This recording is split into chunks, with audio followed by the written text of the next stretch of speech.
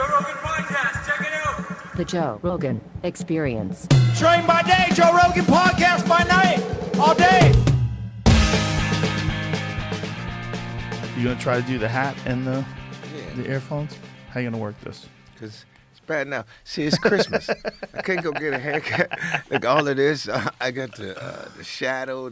All you need is a mirror when you're doing your hair. I cut my own hair. You do so. You go somewhere and get your go head somewhere. shaved? Yeah. It's just I don't know. I guess it's just walking in. Hey, what's up, Tone? How you been, man? Right. Where your next show at? Hey, yeah, I'm coming out to see you. Yeah, it's that. It's a social thing. Yeah. Yeah. I'm antisocial in that way. I just rather shave my own so head. You walk in, so you really know Joe Rogan? And what? Like, you do all of that. So, Well, that is the good thing about barbershops, the male beauty salon. Yes, Dudes get to hang out and be dudes. Yeah. just When did you start shaving your head? it was a slow progression because I would say, yo, just even it out with where it's fading away in the little sunroof back there. Right. And then after a while, my man said, yo. It's over. So, man, you just rock a ball head, make it be like Damon Wayans. Yeah. I mean, I don't want to be like Damon Wayans. That's it. But You want to be like Tony Woods. And then he cut it all off. Like, I guess. Well, it's just part of being old, my friend. We have to embrace. How old are you now? 58. I'm 54. Jimmy I feel ya. Crickets. Yeah. It happens. Creeps up on you. And I remember the last show that we did. Where was it? It was in the Bronx. It was at a college, right? And whenever somebody's ripping, because I don't want to watch and it get in my head, you know. Right. And some comedians think, oh, you didn't see my set. I don't want to watch your set, dog. And you up there, you like, you were doing something about girls who sound like a cockatoo. Oh, it was girls with crazy big hair. And you was like, and they were screaming. I'm like, I gotta go outside. I don't know what he talking about, but I gotta go outside. Man. I gotta go outside. The Bronx, huh? College in the Bronx. It was. Man, I don't even remember that. If somebody asked me, did you ever do a college in the Bronx? I'd be like, nah. Yeah, it was right on the 1 and the 9. Yeah. Yeah, it's me, you. I can't remember, but I just remember you like and you going back and forth. I'm like, and they were screaming. I'm like, okay, I don't know what that joke is, but gotta get out of here. I gotta get out of here. I gotta get out of there if someone's bombing too. I can't watch that. Yeah, that is. That fucks with my head because then I think nothing's funny. But I guess because I done been in the game, I can bomb gracefully. You know what I'm saying? Yeah. Like my engines go out. Right. You can glide in home. Yeah, we just glide in, and that'll mess up the next guy, because the next guy come and go, what'd you do to the room, man? I peed on the floor, shorty. There's some bombings, though, where it's the crowd. Like, the crowd is just whatever it is. It's just, there's no energy in the room. But there's some bombings, it's the comedian. Yeah. And when it's the comedian, I got to get out of there. If it's the crowd, I'm like, I want to go up there and wake them up. Yeah. But if it's the comedian, there's something in my head that's like nothing is funny. Like, I can't watch someone that's terrible. Because some guys, they, I call it like a technician. Like, this is the formula. This is how you do it. Right. Right? And like, dude, obviously, that's not working tonight. Right? Yeah, do a little crowd work, do this, do that, Something. right? Yeah, Mix it up. Mix it up, man, because Yeah. they're not known. Yeah. And so. Well, don't you think that's the beauty of doing a bunch of different places? Yes. Like doing the road a little bit in Pennsylvania, you do a gig in Florida, you do a little this, do a little that, and the more you do that. I love that. Like when back in the day when we were in New York, I used to say I'm going to the Caribbean, so go out to Brooklyn, do the mostly Caribbean crowds, and then you do the downtown. Like remember the place we used to do? I think Ludlow or something. It was like alternative comedy. Where was that? It was someplace we like Todd Berry used to just rip in there. Like they wanted it real subtle and when I would go soft. Yeah, real soft, and I would go and I go, whoa, easy with the laughs. It's alternative comedy. Isn't that funny? There's places they got mad if you tried hard. If you just smash it, they didn't like it. Stop with the cockatoo, baby. Right. Cut it out. So, That's a thing. That's a thing. Like they wanted you to slow down. It's almost like they didn't want to race. They wanted to fast walk, which is fast walking, Tony. Don't be jogging.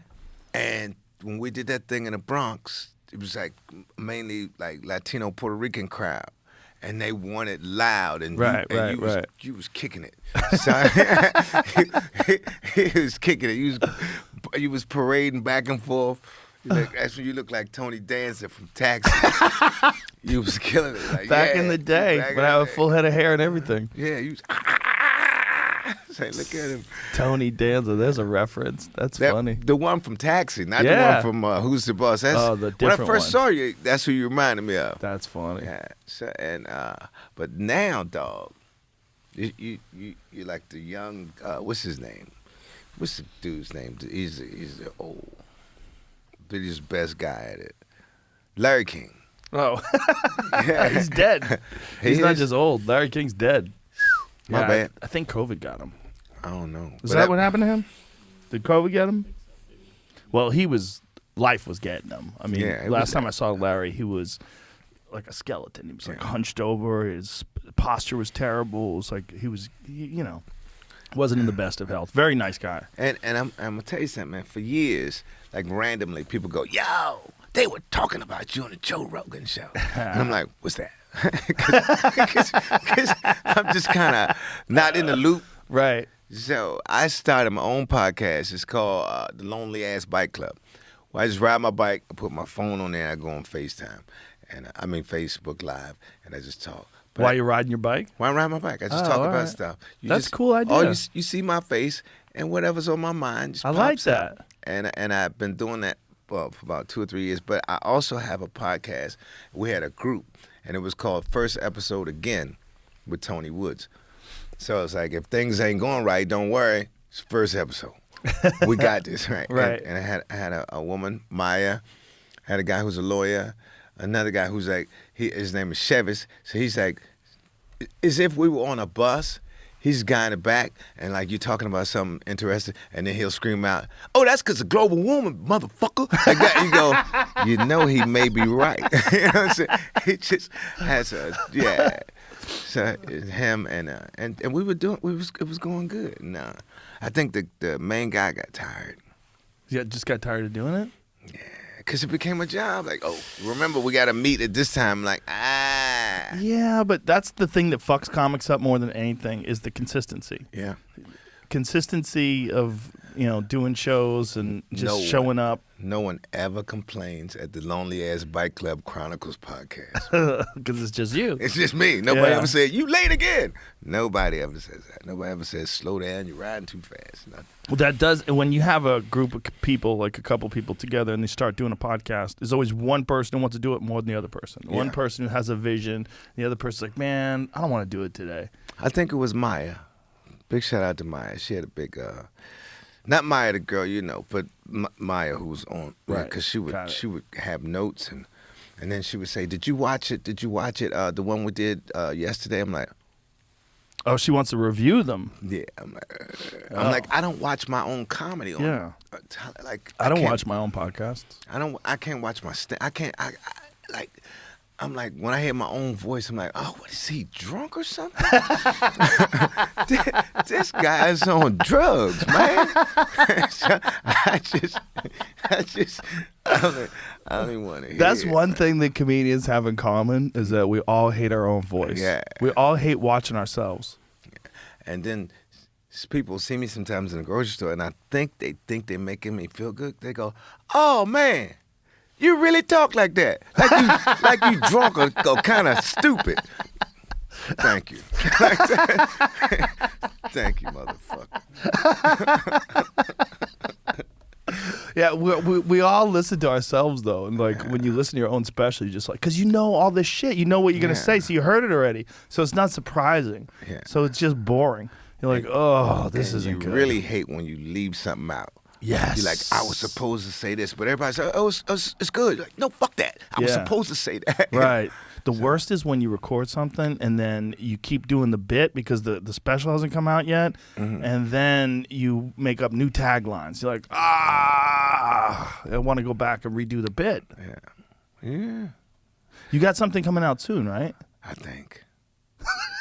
Don't you? Don't you have a special coming out? When is it? I don't know yet. You don't know? We're still looking for a venue. So, because I don't want to do it like in a blah, blah, a big grandiose place. Do it at a I comedy like club? doing it. Yeah, and I just did a comedy club in Wilmington, North Carolina. It's called the Dead Crow, right? Which, yeah, you don't even think that's a comedy club. They redid it. You ever been there before? No, but I mean, like, the Laughing Skull's a great place, and that's got a fucked up name, too. And I like the one in Denver. The one Comedy Works? The one with the oxygen pumped in. Really? There's oxygen Feel pumped in? like a casino when I'm in there. Which place is that? Is that Comedy the one Works? downtown? Yeah, that has oxygen pumped into it? Have you ever had a bad set there? It's a good place. I think it's just and got everybody's good vibes. having a ball. That's true. Yeah. But they're all accustomed to that air. I don't know, dog. You think it's like a casino? I don't know, because I feel like double down. Let's keep it moving, man. Because you know when you're in a casino, say, how long you been there? About 20 minutes. Well, it's 4 a.m. Whew, my bad. Like that, because the oxygen, you just feels. I don't know if that's true. Do you think they really do pump oxygen into casinos? Okay, don't like say that I said it. Say No, that but I I've heard somebody it. say it. Yeah. I've heard it. I've heard then people it's say true. it. Let's find out. Do they pump oxygen into casinos? Oh, into casinos, yeah, for Do they sure. definitely do Yes, 100%? yes, yeah. It doesn't seek out because ain't no windows. Well, I know they have air filtration because everybody's smoking, but you don't see smoke everywhere. So there must be some movement of the air. Well, what about Comedy Works? I don't think they're pumping oxygen in there. I just think it's a great room. Here Now- it goes. I'm sure you've heard the myth that oxygen is pumped into casinos to give people more energy and keep them awake. This is, in fact, the enduring Las Vegas myth of all time. There's no doubt that the casinos keep the air chilly to give that same effect, but there's no mechanism actually pumping extra oxygen into the system. Well, now we know. When I got the jackpot, when I did the cellar in Vegas the last time, and I hit the jackpot by accident, I won 5 G's, and guess what? The woman who just popped up, who thought I was such an interesting person, was not a hooker. Really? Interesting. Yeah. You don't Oxygen. believe it? Yeah. She just happened to pop over. I just saw you sitting here, and I just thought you were such an interesting person. You smell that oxygen, baby? It's a Ding, ding, mess, ding, ding, yeah. ding, ding, ding, ding, ding. I don't know. That's Tony Woods, and that's how he really talks. Yeah. And the real thing is I had a speech impediment as a child. And they just said, you know, because they get excited. And you whatnot. stammer? Nothing was coming out. So just said, just think about it and sing it out. Yeah, so I said, Joe. But you get older and stuff like that. And my middle son, he had that too. He hated it because everybody loved the way he talked. He said, "Can I go to McDonald's?" You know, but so he just sang it out. But by then, we passed McDonald's. So yeah, I'm like, man. So it wasn't a stutter. It was just like a pause. A pause. Just your brain is working faster than your mouth. Isn't it funny that actually helps in comedy? Yes. That pause, like that, sort of embodied your style. Yeah. As a matter of fact, I heard a comedian complain about it one time. He complained about your style? He said, "Look at him, he's killing," and he only went, because you know sometimes we go, Yeah. and he said he's killing, and all he said was, That's hilarious that someone would complain that you're doing so great. Yeah. With a slow style, slow, like that, easygoing style. Yeah. It's all good. You influenced a lot of guys, man. You really did. You influenced a lot of guys. I remember watching you, and there's certain dude, like I remember always being awkward. I always felt awkward on stage. Like I had to like get the jokes out quick. Like I don't want to bomb. Get the jokes out quick. You paced the stage. I Yeah. remember. And then I remember watching you. I'm like, God, he's so calm and casual up there. You remember He's you so woke me up relaxed. one time? I woke you up? Yeah. Remember Why? I used to sleep in the back of the Boston Comedy Club? Okay, yeah. And somebody would go, "Hey, tell Tony he's next." Right? And you like, "Hey, man, you next." I'm like, dude. You were sleeping. I'm sleeping. When they call my name, I'll wake up, You man. wake up right before you go on stage. What are you doing? That's hilarious. That little corner back there, the Boston Comedy Club. Yep. I was always tired, man. I think I had PS2. Something was going on. What's PS2? It's what you get when you go to the military. What is it? Like, it's not PlayStation. It's more serious than that. Because when you guys met me, I was just getting back from the dessert.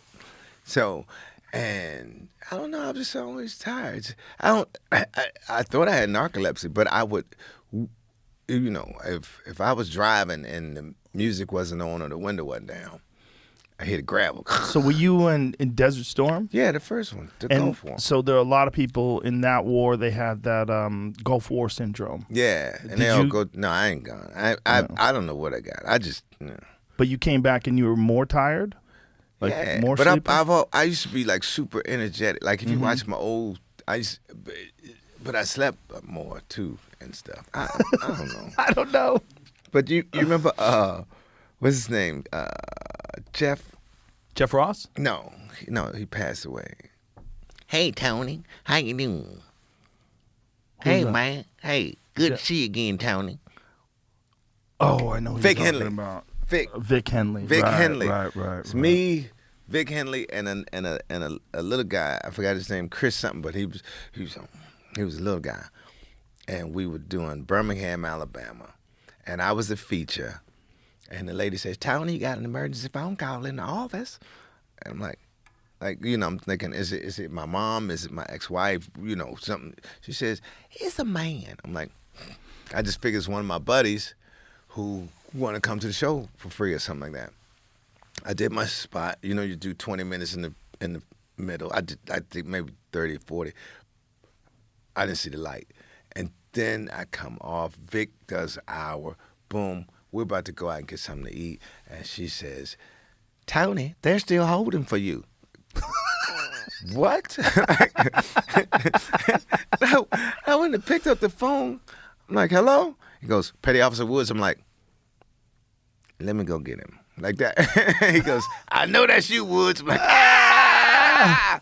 So he had to contact me. So once he contacted me, I had to go. So I was supposed to go from there to Key West. So that phone call, the hold, was just to get you to go overseas? Yeah, that's called being activated. Oh, so they had to just wait. Yeah. It's just a phone call to activate you. So if you just don't answer the phone, you never get activated? Yeah. Fuck. Yeah, I know. I know, man. I know. I mean, they would have got me eventually, but Maybe it would have not. been nice to get me after Key West. Right. Yeah, because we're doing Ocala, Florida, then Fort Myers, and then Key West. I've never been to Key West, but I hear it's amazing. It down there. is. It's nice, but it's like no beach. Really? I mean, it's they got like, if you stay at a hotel or something, they may have their own little private beach. Back in the day when I was stationed down there, it was, beaches everywhere, but the place wasn't as full as it is now. It kind of smells kind of Newarkish. Newarkish? Yeah, because too many people. Oh, right. Like with the sewage and stuff like that. So sewage is going into the ocean. Yeah, on one side of the island, it's like, How weird is that we just dump our sewage right into the ocean? But the other little islands, the best thing is the drive.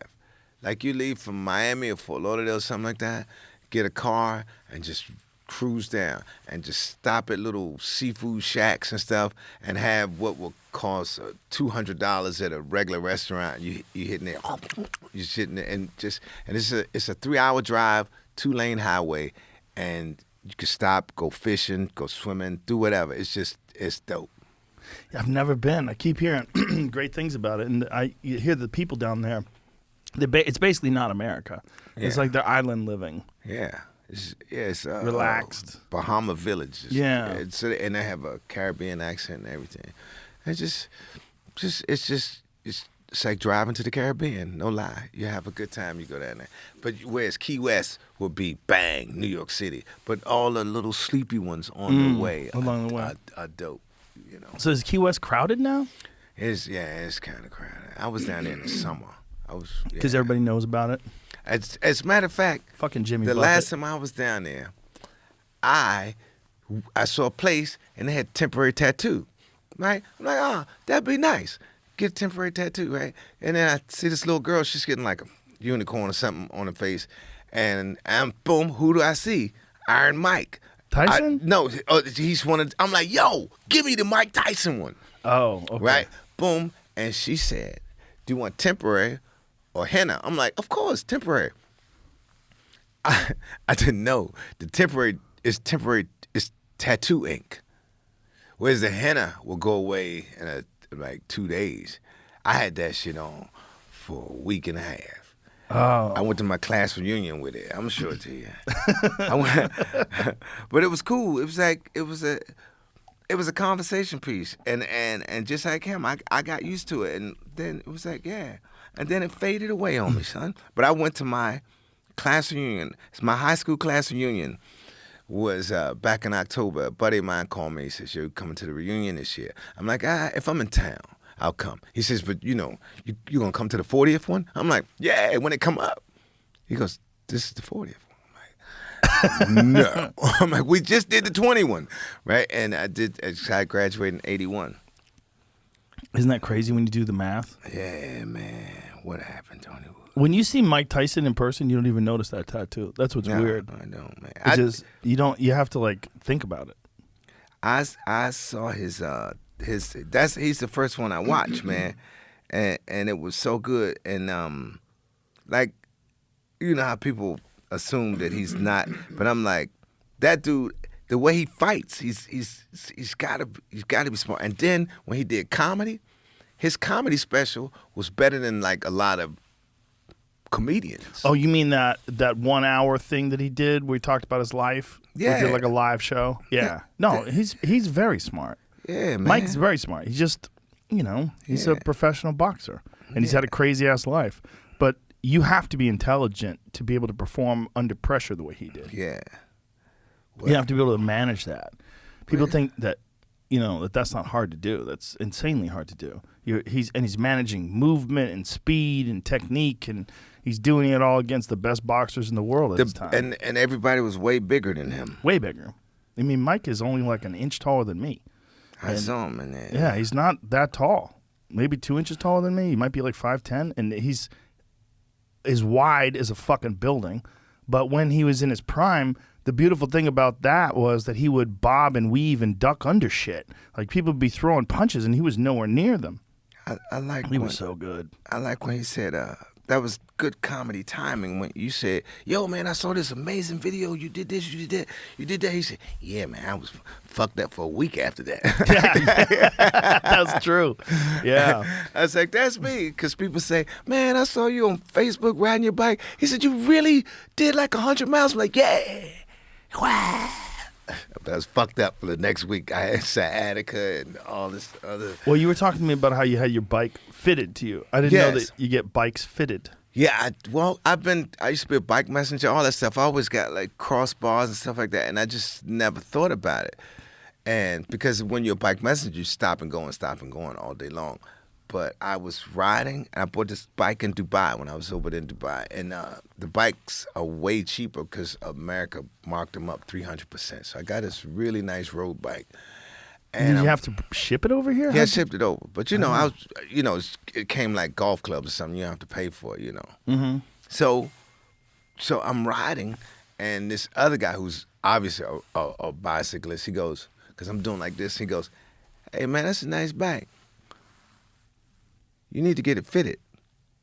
Like, what? I'm like, this is my height. I know what he says, "No, you need to get it fitted." And then he was like showing me, he's like, "You go get it fitted." I'm like, "How much does that cost?" He said, between $200 and $400, depends on where you go. I'm like, $200 and $400 for somebody to tell me to adjust. But like she was saying out there, it's really intense. You're up on a machine and they're doing this and everything, the pedal stroke, like if your things on your pedals are not long enough, they'll either lengthen them or shorten them, and then you're just so it's like a nice suit to where it's now, because you see them guys like right, them guys who ride in the park and go on your left, like, yeah, fuck you, you could have went around me, yeah, you just had to announce it. He's right there on your left, like that. So It does that. Professionals. Yeah. Dudes are really into it. Yeah, but because So it made a big difference though when they fitted it for you. Oh, but I was already hurting. And the guy who did the fit, he says, bicycling is not supposed to hurt. You should go to the doctor. And I was like, I want to go. I'm scared, but I didn't say that. So we getting sciatica? Yeah. So, come to find out from the accident, you remember Angelo Lozada, rest in peace. Yeah. Angelo Lozada, Eric Nieves. We did a show in Jersey one night. It was, like 2001, something like that. And we, I'm in the back seat and we're driving and they're speaking Spanish in the front. They're not arguing, but they're just getting faster and faster and faster. They just speed. And these girls are supposed to be following us. We run like 2 or 3 red lights. I'm like, yo, we all been drinking. We're in Jersey. Come on, watch yourself. And next thing I know, I'm like, because I'm hitting the ceiling. Because we're on the sidewalk, baby. Yeah. Oh, Jesus. Yeah, we hit it. Hey, Eric Nieves, yeah. That's because I've been fucking with him for 20 years. But just because this sciatica thing, this whiplash thing is like cicadas. You've been injured before, and like sometimes it just comes back nice and smooth, man. You could get flipped off a chair or something like that. Boom, nothing. And then one day you reach for a pen, that shit go ah. Right. Cicadas are back, motherfucker. Yes. Yeah. You know people eat cicadas? I know. A lot of people eat them. They have recipes for them online. I went down a rabbit hole on YouTube and I started looking at like people cooking cicadas. Oh. They cook them in the oven. They had all these like teriyaki mixes. It would like brine them and cover them in salt and bake them. I don't know, man. They seem to be delicious. I've eaten grasshoppers. The chocolate covered ants. I've had that. But we did Okinawa one time, and we did me and Shang Forbes and Reggie McFadden, and I forgot who else. But they had street food on the kebab. This is delicious. Mm-hmm. And in your mouth, you just feel a shape. Right. And I spit it out, and it was like the side of a mouse, like long ways. It was what do you like if he's like this? Right. It's just his, like he had been cut down the middle. I went, right. Ah! So you were eating mice? And I said something to the lady. She's like, what? you asked for the fucking mix, right? That's the mix. That's the mix, mice. bitch. That's the mix. You got chicken, beef, mouse, and mouse. Dog was in there too. Oof. Yeah, but he was. Yeah, I'm opposed to that. All of that. I'll eat a cat, but I won't eat a dog. You know how you go over there and you sit at the little things Indian style and you eat the street food and they just give you a whole bunch of samples and stuff. Mm-hmm. That was the mix. That was another time. I was eating it. I'm like, oh, this is good. What is this from right here? And then she said something to the what's it called? Liaison. She like that. And he go, do you have a pet? Ooh. And I said, okay, I'm not gonna eat no more of that. I don't even want to fucking know. I don't want to know. I don't want to eat no more. Stop the conversation. Stop the conversation. But I didn't get sick that time because that shit was delicious. But it was just feeling a fucking mouse in my mouth. Yeah. Yeah. That's rough. I keep telling people how funny Reggie McFadden was. He still is. I saw him I haven't seen him forever. I watched Discovery Channel. What's he doing? Selling jewels, I guess. He was on the Discovery Channel selling jewels? Yep. But it was stand-up in the 90s? It was some people, and they're looking to buy some kind of jewels. Not diamonds, but whatever they're selling in wherever this part of Africa he is, right? Oh, like in the ground. Right, and the guy's got the camera. He's got the camera right here. The guy he said, I can take you. And the guy says, you speak English? He said, I speak English very well, probably better than you. And we all know Reggie has perfect diction. Yeah. Yeah, and I'm so like... that was Reggie? It was Reggie. Then they show him like, I'm like, yo! And then Reggie go, is that a camera? Like that, and they just kind of... I'm like, yo! So it was Reggie McFadden selling jewels in Africa. So that's where he's at? Yeah, I don't know if it's Tanzania or something, but I saw him. Hit him on Facebook right now. He hit you back. Is he doing stand-up? I don't know. I guess, But isn't that shocking? You remember how good he was in the 90s? That motherfucker was a monster. Oh, my God, when he did that. Like, because he's like, that people go, I didn't use a condom because she looked like she was cool. Right. That was his joke. Right. She looked like she was cool. Sick. And he said, the girl said, stick it in. And he goes, it's dry.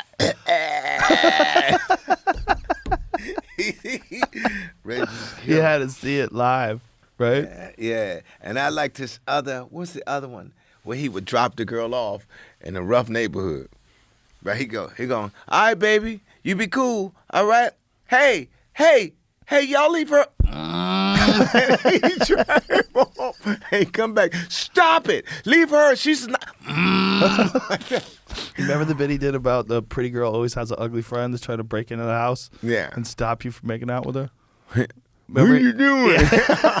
But he would do the whole thing when he comes crashing through the window. He would leap through the stage. He was so physical on stage. And you Reggie's Big dude. Big dude, man. Big dude. He was funny as fuck. I saw him at the Champagne Comedy Club in Mount Vernon, New York. And it was a club that I couldn't work at because he had to be squeaky clean. So I was with my friend John Tobin. John Tobin opened for Reggie, and I remember watching Reggie and thinking, like, this motherfucker is going to be the biggest star in the world. He was murdered. I mean, thunderous laughter. And they remember he was on a Dr. Pepper commercial? I don't remember that. That was way back. That was like for a comedian to get something like that. You say, I'm a pepper, you're a pepper. Wouldn't you like to be a pepper I don't think he didn't have a part. He just like, but everybody's like, yo, look, Reggie big fan. Yeah, it's my man. Him and Warren and everybody. Yeah, it was a great time. That time in the '90s in New York, such an interesting time because so many good comics were there. That's why I first saw Chappelle. He was 19. Wow. First saw him at Catch a Rising Star. See, that's when I was gone. I was doing my duty or whatever, and like Warren Hutchison and Dave, they all came up to New York. Everybody came up. As a matter of fact, someone just did a documentary. They did a documentary. It's a sizzle. I'll let you see it. And send it to Jamie. Okay, Can and you it's airdrop it. And they got the love scene with me and Wanda. What is it? Yeah, you got to see it now. It's just a whole bunch of little clips of all the comedians back in the day from D.C. Here it is. Wanda came from D.C. too? Yeah. Oh, I didn't know that. How do I send this to you? You got airdrop? Yeah, I got Send it. Do you see Jamie Vernon? Do you see that? Yeah, it'll say like my MacBook Pro or something like that. This is an iPhone. Yeah. That might be me. And it's Dave, it's Tommy Davidson, it's the Fat Doctor, Louis Black. Yeah. What's her name? What's the girl's name? Louis Black came from D.C.? Yeah, Patton Oswalt. Patton came from D.C. too. Wow. As a matter of fact, the last show I did before I went to the Gulf War was me, Patton Oswalt, and a guy named Roger Mercer. Yeah. I used to call him Patton Boggs because good. You just call him that? Why? Because I was a bike messenger and there's a big law firm called Patton Boggs, so I always called him Patton Boggs. It's like just nobody knew but him and me. There it is. Rise of stand-up comedy in Washington D.C. Now, where was everybody out of? Were they out of the Improv? No, back then it was the Comedy Cafe, which had the Archibald Strip Club on the bottom floor. Give me some volume, Jamie. When I was a comedian starting out in Washington, D.C. This brother, started out in the D.C. area. Coming to the stage from my hometown, the nation's capital. D.C. is the mecca for stand-up comics, because if you're good in this town. Oprah Winfrey started that weight loss mess. Huh? Remember she kept on saying if she didn't lose weight, the old man was going to leave her? Oh, yes. $80 million, he ain't going no damn way. If D.C. being the mecca of comedy is a phrase coined by the great Andy Evans, then it must be so. Volumes of solid acts that we've turned out over the years. Black women won't get mad at you for 3 months because she'll store. There's just a central information stream here in D.C. that's not like other cities.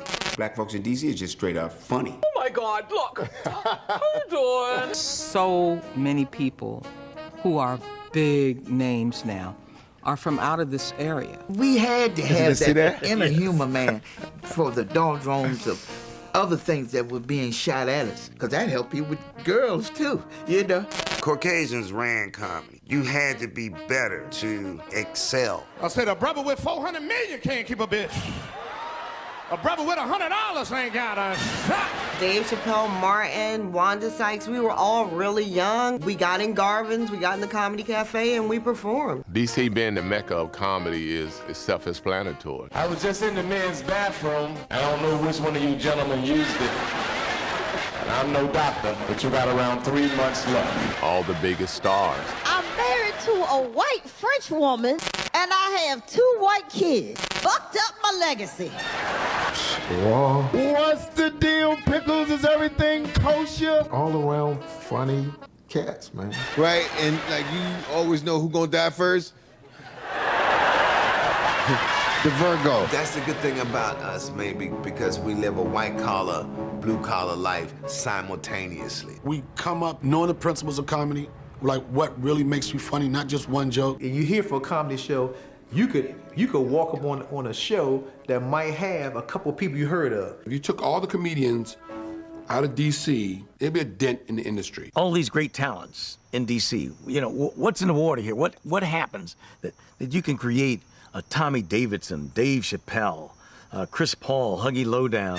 You fuck around, don't have fun today, be in the morning, wake up in front of God, they be like, shoulda had fun last night, nigga. How New York is the mecca of basketball. You know, we feel like we're the mecca of comedy. A ton of like live albums will be recorded here. If you were dark-skinned, people just start joning on you. And I use my wit as a defense mechanism to push them back.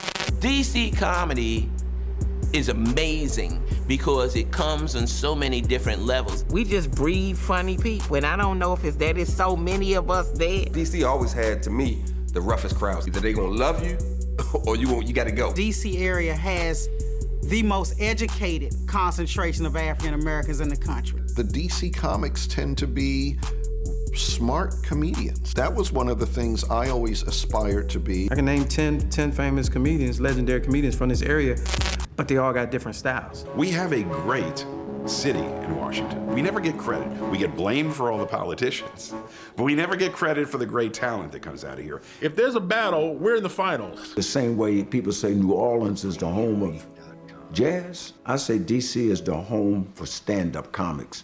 So is this out? The mecca of comedy? The rise of stand-up comedy in Washington, That's just D.C.? the sizzle that the guy, his name is Parrish. Right, but Smith. is it completed? Is the film out now? I don't know. I did my interview. How long ago was that? I don't know, Tony. Oh, man, I don't know. It was in the summer. I did it, yeah.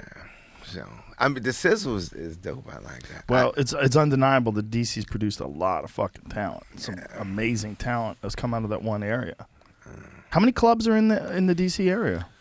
Now it's the Draft House. They have the Arlington Draft House, the DC Draft House.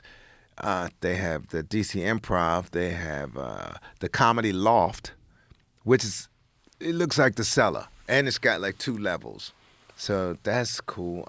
And then there's comedy nights everywhere. And then up in Baltimore, you have Magoobies, and you have the Comedy Factory. And all in between, there are comedy nights all over the place. So there's just like a whole scene. Yeah, there's a lot of it always road was. work. It just kind of fizzled a little bit. And I think it's just resurging with Netflix and stuff like that. People go, I want to see that joke alive. Mm-hmm. You know? And I think the internet guys got the audience re-interested in us because the internet guys, everybody loved to go see them, and then they say, wow, that's all you got? Because they don't realize when they see a little funny skit that lasts 15 seconds, and then they go pay their money to go see this guy, and that's all he got. Right. 15 seconds. So people go, well, I want to see some comedy. So bang. So I think they got reinterested in us. They're doing a lot of that now at some of these improvs where they have like a TikTok star will come on because they can get a bunch of people to come see them, but they don't have an act. Yeah. but they'll fill out the place. They'll sell out multiple nights in a row. Because my son said about some comedian like that. He goes, I laugh about him, man. Me and my coworkers laugh about him all day at work, Dad. Do you know him? And like, I don't know this guy. And then I see what he's talking about. And it is funny as I don't know what. It's fucking 7 seconds long. Right. And so I'm like, and they just keep passing around. Look, and then I'm like, and you're going to pay $50 to go see that guy? I'm like, what other videos you got? He got some other stuff. He got some other stuff there. I'm like, all together. Just about 2 minutes of funny. Well, there was comedians that the girl's name is Angela Johnson. Was the girl that did that nail salon bit, right? It was Angela Johnson, the Vietnamese nail salon bit. When she was a middle act, she was so popular that people would come to see her and leave before the headliner. Wow! So they were coming to see her, but she, only was doing comedy a short period of time, but this bit that she had where she was imitating a Vietnamese nail salon lady was so good that people would come to see her. Wow. You got a version of it? It just has 32 million views on YouTube. 32 million. Watch this. It's fucking great. It's a really good bit. But the point is, like, when she was just a middle act, she was doing this. This is her. Angela Johnson. It's actually Angela the Ice Nicole House. Johnson. It's very Latina, right? No, it's not at all. Actually. Could you imagine introducing me to speak at the Mexican American Heritage Festival? Señores y señores, bienvenido a mi amiga especial, Angela Nicole Johnson. Hi, excuse me, it's Johnsones. Go to the Vietnam thing. I don't want to watch the whole set. Well, it's the whole. like 8 Yeah, minutes it's like an long. uncut version of it. I don't know where exactly it cuts. Try it right there, right there. Barkley. You take him with you, huh? No. Yeah, see? She righted you Little, up. As soon as I walk in, they greet me right here away. it is. Hi, honey, what you need today?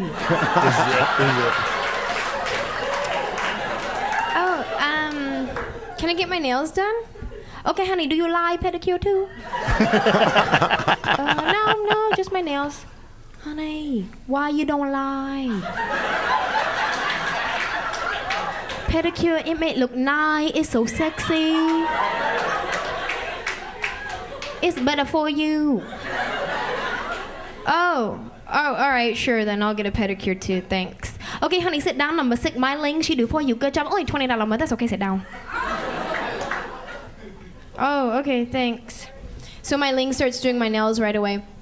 By the way, her American name is Tammy. Tammy.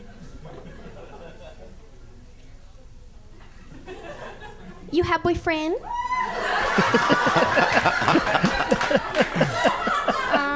No, I don't have a boyfriend. Honey, why you don't have? You look so pretty, like model, cheerleader, something pretty. You like long or short nail? Short nails, please, thanks. Oh, honey, that's why you don't have a boyfriend. I do for you, long better. All right, fine, I'll have long nails, thanks. It's okay, honey, only $4 more, that's okay. We get it. Yeah, but it's a great bit. But the point, and it gets better. But the point is, like, that bit was like a closer bit, and she got famous off of YouTube from that bit, and she was a middle act. But she was selling out the venue. They were coming to see her. They were coming to see her, and the headliner would go up, "Hey, how's everybody doing tonight?" And What get up and what leave. about Chris Tucker, man? When he did his first Def Jam, man, I think he didn't have that much time, but he had 10 minutes that was fire. Fire. Like, that when he go, hey man, it was like, you robbed my mom. Something like he tried to rob somebody. It was his mom. I forgot how it go. What you doing with pictures of my brothers in your pocketbook? Well, there's guys that like were coming up that had like a great middle set. Yeah. And then they had a headline. So they had to stretch that middle set out to an hour. So they had to take that 25-minute set and make an hour out of it. But he had a I would describe Chris' first Def Jam set as an Ed Sullivan set. Because back in the day, you see guys on Ed Sullivan, and boom, to you at home, you think he did like an hour, but it was just 2.5 minutes. Right. But boom, that joker was selling out all over the place. And I remember my mom and them said, we're going to go see such and such. He was on Ed Sullivan. Do you remember when Eddie Griffin did HBO when he had shorts on? What was that? Was that Def Jam that he did? Yeah, when he had the yeah. When he did Michael Jackson. That's the one he The one when he came out with shorts on. When he said about cocaine? I think it was, but I just remember the power of the set. I don't remember the content, but I remember he murdered I so was there. fucking hard. He smashed that. And he had so much energy back then. What? Remember he did Michael Jackson. He did the thing about cocaine. He said cocaine is like a prolific drug. He says because he says you snort cocaine and go, I want to talk to somebody who's not here. Yeah, and that's the guy who invented it. Yeah, that's a great invented bit. the telephone. Yeah, yeah. I want to talk to somebody who's not even here. Yeah, so that's cool, yeah. And I was there the day that Bernie did his thing, and that was like a matinee show, like 2 in the afternoon. The crowd just wasn't like, And Angela Means went on. A friend of mine, Butch Burns, who's also from D.C., he went on. Didn't, because I think, I wouldn't say Butch bombed, but Butch stood there as if he was in a club. Like as if he was at the cellar. He just had his hand on the mic stand, just, hey, he said, what's up? I'm like, no, son, this ain't the spot for that, man. Right. You got to come out on, you got to come out on some Joe Rogan. So, I mean, even I'm laid back, but when you see me on Def Jam, no. Well, I came out. When Bernie came out and goes, I'm not afraid of none of you motherfuckers. Yeah, I ain't for kick it. Boom. It just like, boom, he just took it off. When Bernie had power. I know, but they were like, because there was blood in the water. Yeah. And they was like, ooh, we're going to boo him too. he said, not today, motherfucker. No, Bernie had power. I saw Bernie at the Comedy Connection at Faneuil Hall. And I walked in while he was on stage, and he was murdering, man. Just waves of people just moving through the audience with laughter, like falling out of their chairs. Just killing. And he, like his speech, the way he talked was like when I hear my grandfather and his friends talk. Yeah. Like all this, like it was like he was from back in time. I'm a bush in your head. Like that's old man shit. Yeah. Like, until you see the white me. When I see you, it's gonna be a misunderstanding. Just like that, instead I'm gonna kick your ass. Like boom. I love that dude. He was something else. Those are some hot sets on Def Jam back then, man. Yeah, for sure. For sure. You what year did you start? The third Thursday in May of '86. 86. That was the height, right? That was like when comedy, like the 80s boom. 80s boom. I went in the first time in 1983. I was in the Navy, and one of my guys, he was like 30 years old, and I was like 18. So to me, he was a grown genius man. He told me how funny I was because Eddie Murphy was on the cover of Time magazine with a red baseball cap, doing like this. And he said, "You could do that, Woods." I'm like, "I wouldn't ever wear that cap." he's like, "Nah, man, you could do that. You could." I'm like, "What are you talking about?" So he went as far as to call the Comedy Cafe, where me and Dave and all of us started out in D.C. He called him up, set up. He said, "Go down there, man. Do the thing." He said, "Just talk about the same shit you talk about here at work, man. I'm telling you." I go down there, and it was the first live comedy show. Kevin Lee, who juggles, you know him? He juggles. Anyway, he was there. And you seen jugglers on TV, and they always go, "Oh my God, that's amazing! Oh my God, that's so amazing! He juggling this and that," and he juggled, and bam, motherfucker dropped the bowling ball. What? That was the funniest shit I ever seen. Cause I thought he did it on purpose. Cause it went bam, everybody jumped and shit, and he just kind of picked it up real quick and kept juggling. And I was like, and then everybody else was going. Everybody was like, to me, everybody was fucking super funny. And then I remember, what's his name? He just passed away. William Stevenson. Okay. William Stevenson was the MC. And he said, next we have another funny human being. Remember he used to always have funny human being. He says, it's a new guy, Tony Woods. And everybody started clapping. And me too. I was clapping too, like, where's Tony Woods? Because I'm not going up there, motherfucker. I'm like, I'm not ready for this. So I didn't go on stage again for 3 more years, man. And when I did go, me and my buddy Vance used to go to the comedy club. And every week, I put my name on the list, chicken out. But we sit and hear some jokes. So the next morning, my wife would say, how was it last night? Because me and Vance would hang out in the comedy club for maybe 30 minutes, 40, and then go to ladies' night at this nightclub. And then, so in the morning, she would go, how was it last night? She was good. She said, what'd you talk about? So I was like, oh, I did my thing about how girls look like a cockatoo. Right? And she go, oh, that's pretty good. You know what I mean? Whatever I heard that caught my ear that night, I would tell her. And I remember she was brushing her teeth one time, and I said somebody else's joke, and she go, that was funny. And she didn't laugh. She go, that was funny. Like, okay. She starts to tell everybody that I'm doing comedy. And everybody's like, yeah, we want to come see you. I'm like, man, well, you don't want to come down there. It's be so late at night. Fuck it. Then one day, it was the 3rd Thursday in May, and she said, the executives are going out of town. We don't have to work tomorrow. So your mom's going to keep the baby, and I'm going with you.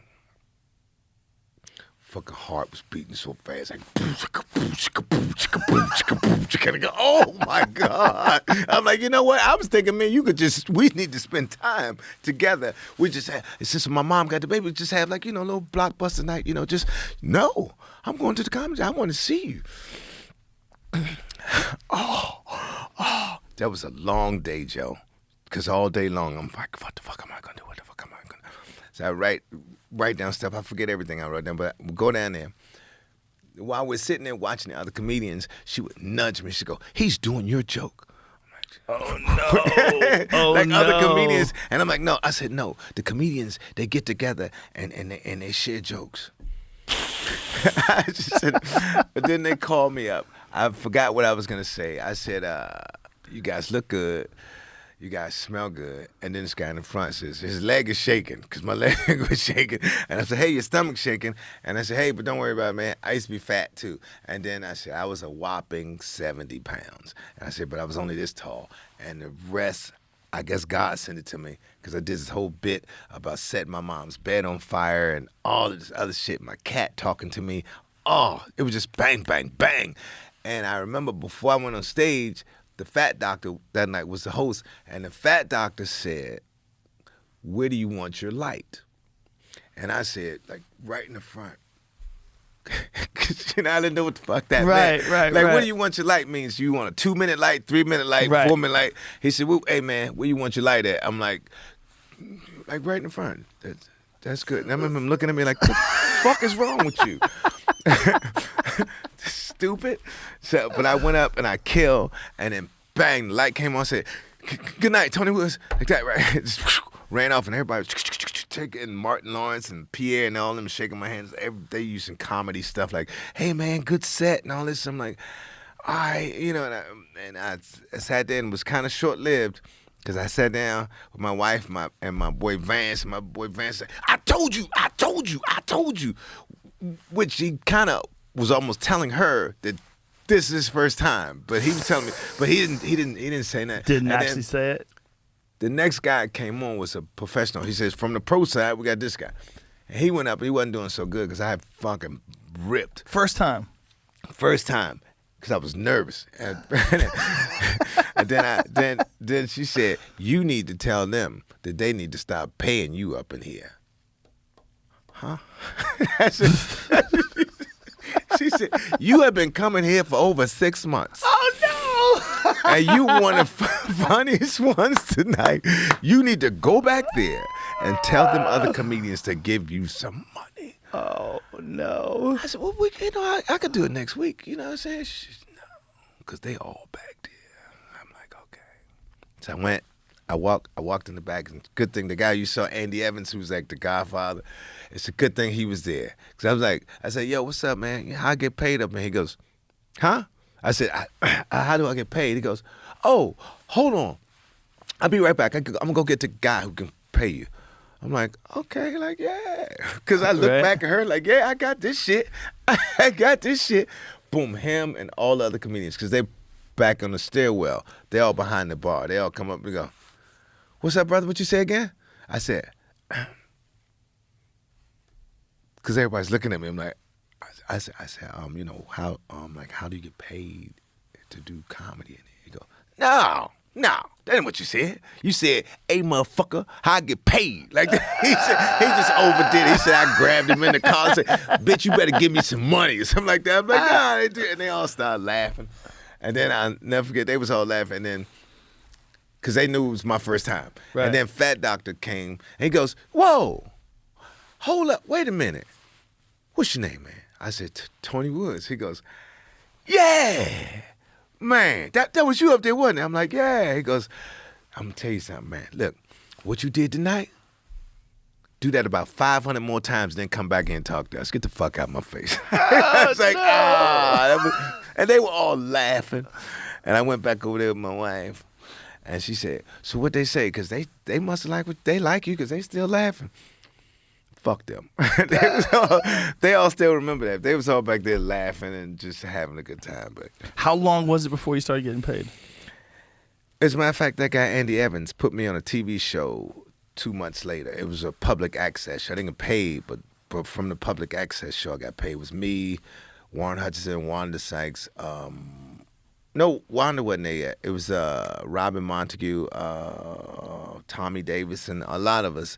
But me and Warren and Martin Lawrence were open micers. And so the real comedians like, what are they doing here? Because we were sitting there like first day of school, the three of us like, when do I go on? When do I go on nerve? Yeah, so but we all did well. That was public access and but yeah, we've been rocking ever since. How many years in do you think were you a professional? Like how many years did it take before you started getting paid? Yeah, I don't. Yeah, it didn't take me years. I did the TV show, and then I would just go on stage and just go to sleep. Like other people were writing jokes, I wasn't. I was just talking about stuff that had happened to me and just twisting it around and doing this.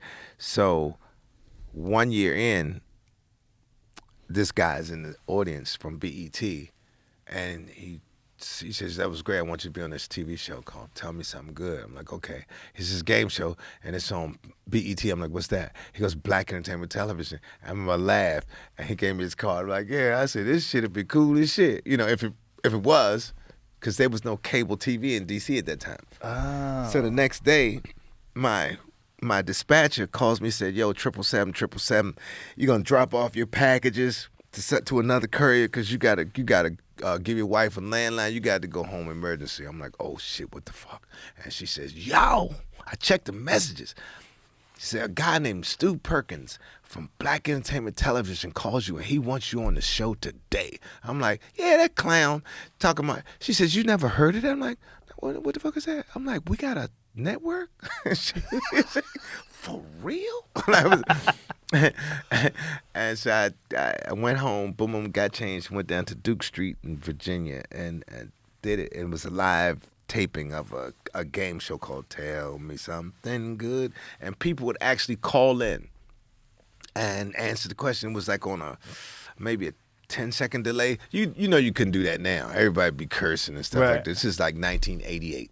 And then, Joe, right after that, there's a contest called the National Lampoon Comedy Playoffs, right? Nationwide. Leslie Nielsen was the host out in Vegas and did that, and you only had to have 7 minutes.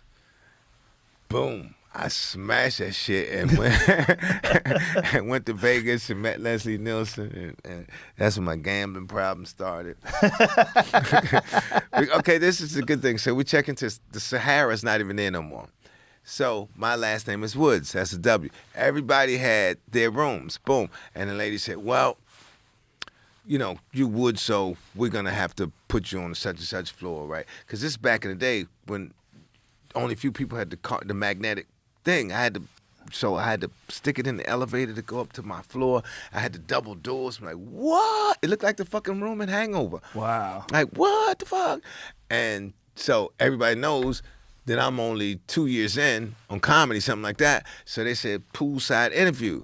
I get down there, I'm talking to all the working comedians, like, yo, man, did you see the room? They like, First time in a hotel, buddy? I'm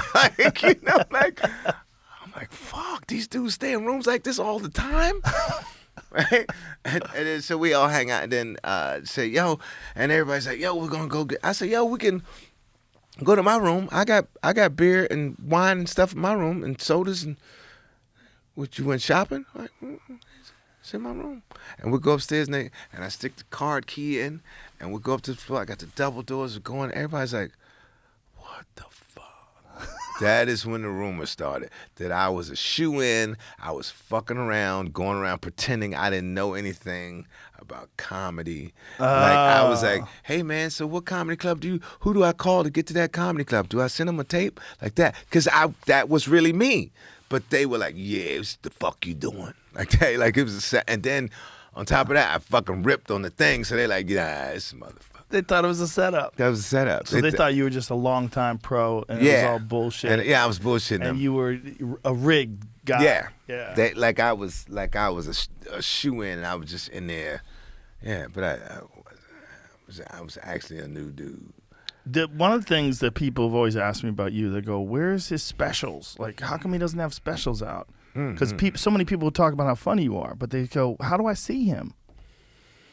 Do you have any specials? Have you put out any specials? I did a special in Australia some years ago by accident. It was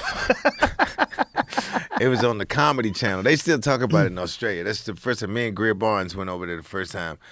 And I was the last one, right? You're supposed to do 7 minutes, TV taping. I was the last one. I was smashing that shit, killing. And boom. After you hear the announcer go, ladies and gentlemen, Tony Woods. Because I had done 25 minutes. Oh, so he said it while you were on stage talking? Yeah, because I was killing. I wasn't going to stop. But it worked out. Like, you ever see that movie, Oh Brother, Where Art Thou? Yeah. So the rest of the festival, me, Greer Barnes, Renee Hicks, and this Sue Miller or Sue Murphy, we were there, and I was supposed to be the headliner. It just wasn't hitting. I could do other people's show. I could go to Joe's show and rip, but in my show, I was like, fuck. I couldn't get it, and everybody's like, is this the guy? Then they said, do you want to go on the road? So we're going to go on the road. And they have A tour, B tour, C tour. So they put me on a tour. And since my shows weren't all that good, they had me in the opening spot. Like they have an MC, 1, 2, what do you call it, intermission, and then 1 or 2 more guys. And did you ever see Oh Brother, Where Art Thou with George Clooney? Yeah. And remember, they had been on the run, they were doing all this other shit, and then they snuck on, they was going to get a gig, and they walked out on stage, and they said, the Soggy Bottom Boys. Everybody went, ah! Because the shit had aired on television, the set that I had done, when I was talking about the nursery rhymes, not nursery rhymes, but I was talking about like Little Red Riding Hood and all that, you know, like, what's her name? The criminal girl. You know, the one where I say the girl has, she walks into the gate. That's trespassing. She never knocks. She just twisted. That's unlawful entry.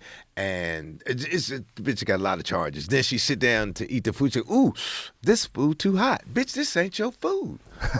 Fuck out of here, you know? And so it's a whole long story that I do with that. And, dude, I had like a 2 to 3 minute standing ovation applause break. Wow. Because everybody's like, that's the guy. It's the Soggy Bottom Boys. and then so boom, no one can follow that. So boom, the next night they go, well, we'll have you close the first half. Okay, boom. And then so I was closing the show, and they had a group act. They had guys who. 3-man who juggle and do all. I had to close the fucking show behind him because every little town we was going in Australia, they was going. I walk out there and go, wow. Where's the road manager was going, okay, everybody get ready. Like that. Because I would walk out of small towns and they just go. From this one accidental comedy special. Yeah. Now, how come you didn't do more after that? I don't know, man. I mean, you've been doing comedy 30 plus years. Yeah, like you are one of the best comics ever that doesn't have a special. Oh no, yeah, you're the best comic ever that doesn't have a special. How about that? Oh wait, I did the Comedy Central special. Remember that? Oh, when was that? I think that was 2000 or 2001, something like that. For Comedy Central. And was that a half hour? Or I think 20 minutes. 20 Me, minutes? Zach Galifianakis, and the Sklar brother. Zach Galifianakis? Yeah, my guy. I got speech impediment, Zach. He know me. Because his name just keeps going. Yeah, when you say it, you say Zach Galifianakis. Yeah, it keeps going. Yeah, keep going, man. It's like heavy D, the bone D. Yeah, but you haven't done like an hour special. Nah, it was me, Zach, the Sklar brothers, and Tom Papa. Oh, and I love Tom Papa. Yeah, we did that. And because Tom Papa to me is, what's his name? Jack Benny. Yeah, very similar. Yeah. Tom Papa looks like he belongs in another time era. Yeah. When he's on stage. What was the black dude with Jack Benny? Was this Roscoe or Winchester? Oh, I never watched that show. Who he had it was black.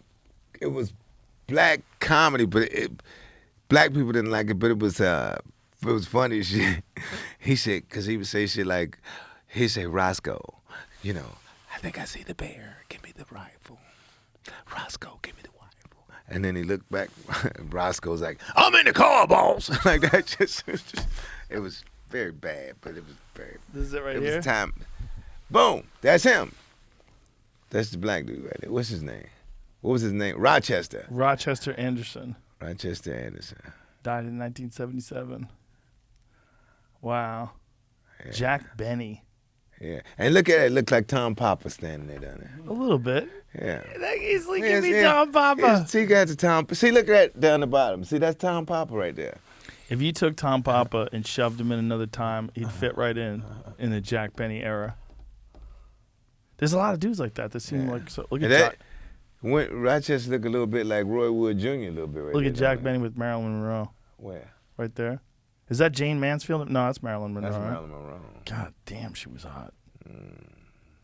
Whew. Look at he got that I hit that look.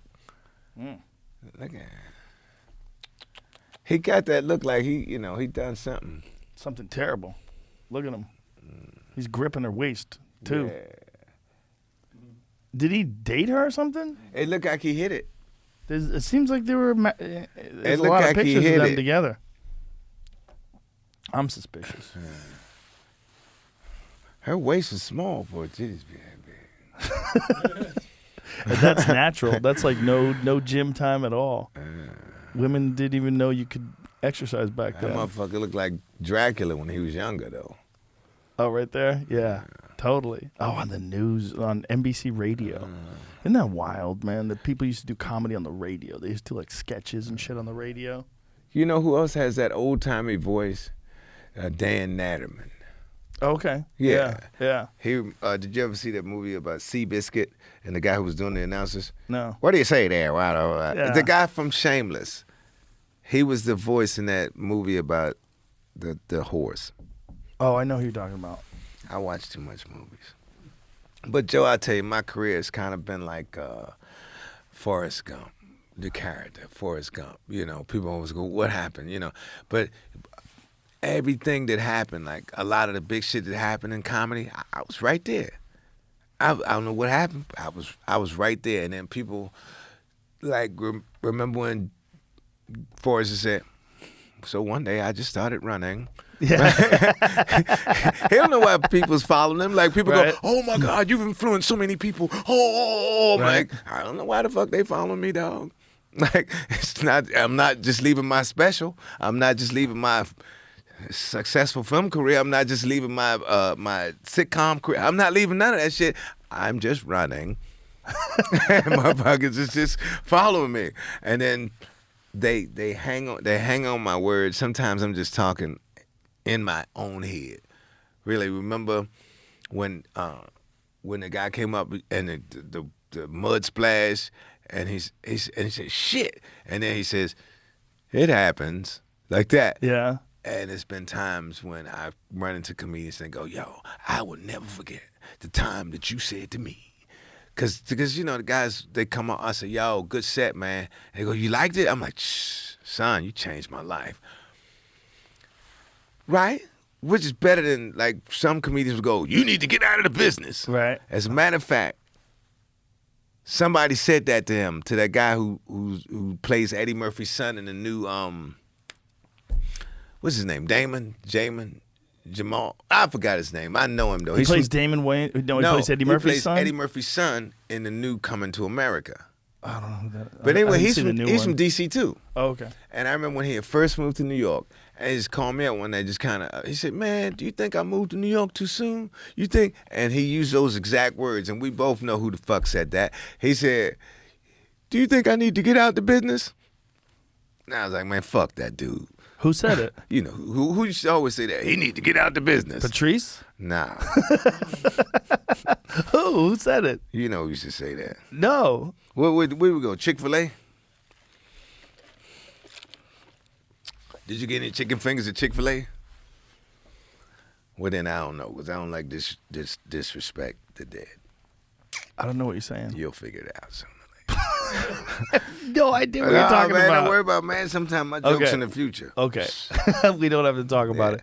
But did it ever occur to you that, like, man, I need to get out like an hour special? Because so many people would come to see you just based on other people's recommendations, based on having seen you before. I mean, you always did well. But everybody loved you. Sometimes I'll have an amazing 2.5 hour set and some little club like I just did the Dead Crow, right? And then I'll be somewhere big and it'd be like, yeah, he was good.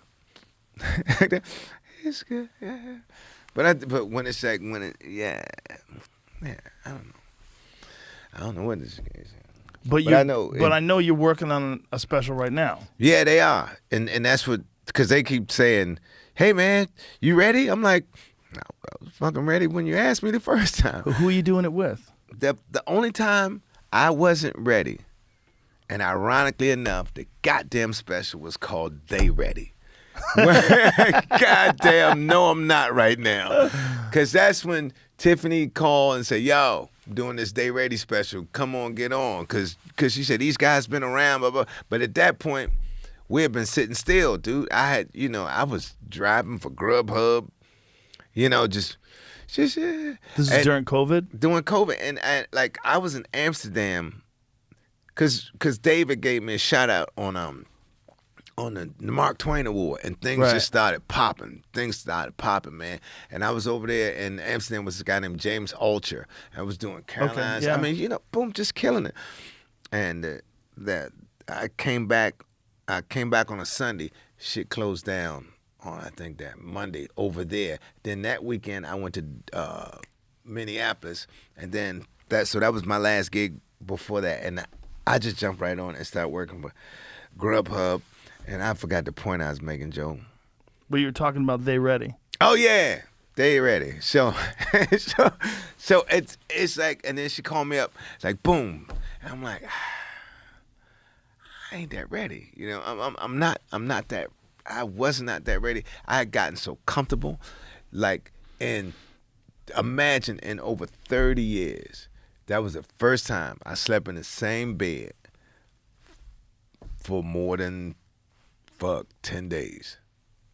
Wow. Yeah, for more than 10 days. Well, it was like 3 months. I slept in the exact same bed. No matter where I went and snuck around and did some little dirty COVID shows, I still came back to the same house and washed my hands real vigorously, like, hope I don't make y'all sick, but I need these streets. I need these streets. The only time I got nervous if I get the test is when I went to Yellow Springs. And Dave's like, yeah, man, once you out here, man, you got to do this. And that night, went to this little shit in D.C. in the alley. Like, shh, everybody going in. Don't say nothing. Lock the door. Doing comedy and everybody's inside. You can't smoke outside. You smoke outside, somebody's going to see, hey, what's going on over there? So lock the door. It's like a little peephole. And then the next day, Dave flew us out to Yellow Springs. And I'm like, and then, they give you the little, like, now, if you test positive, don't take your shit out the car because it's going to take you right back to the jet. I was like, fuck. And everybody was there, Kevin and everybody was there. It was like, damn, man, I done fucked up. But you didn't get it. I didn't get it. Yeah, not going to win. That was the only time I was worried about it.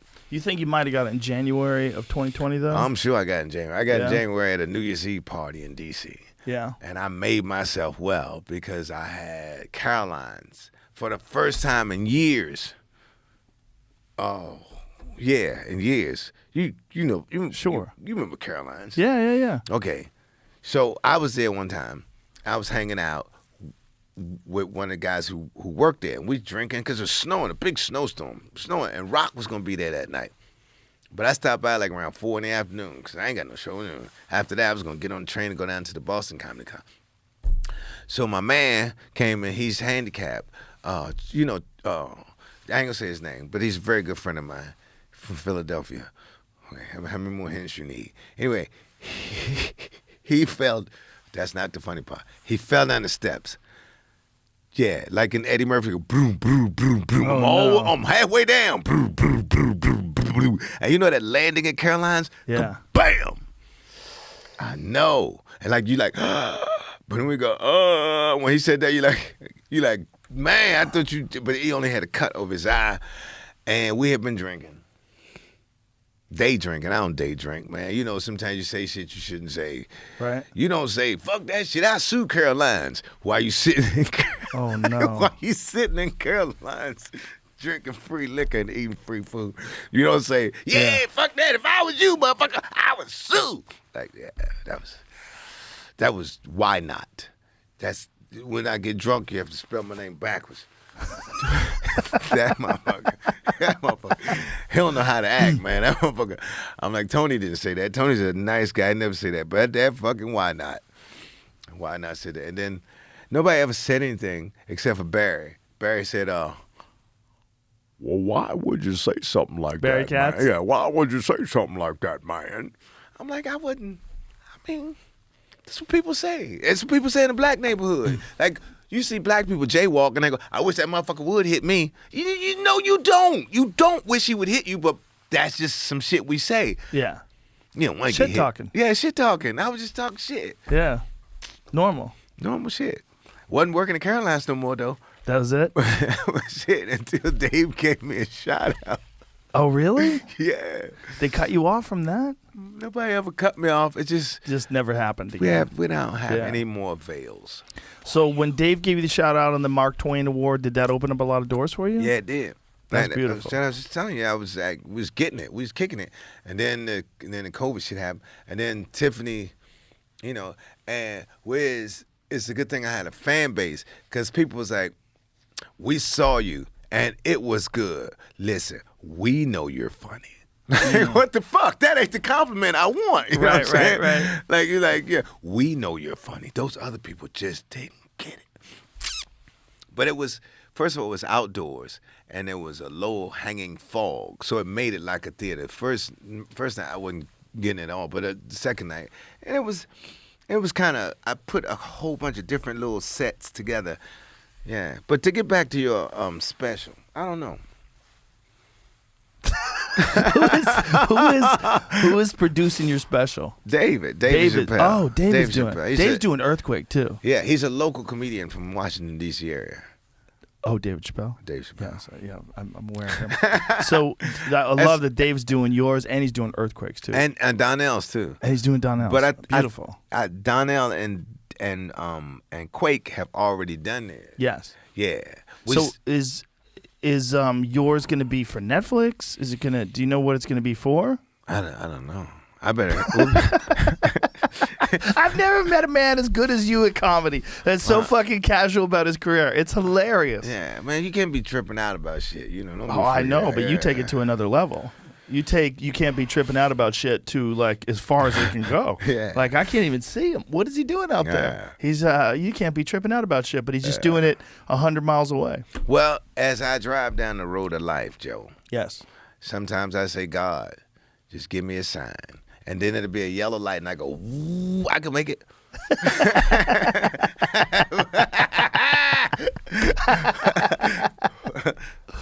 Yeah, it's a funny thing. Like there's these guys that we all know that are like these legendary comedians that all the comedians respect, all the comics love, but for whatever reason they don't get the same amount of appreciation.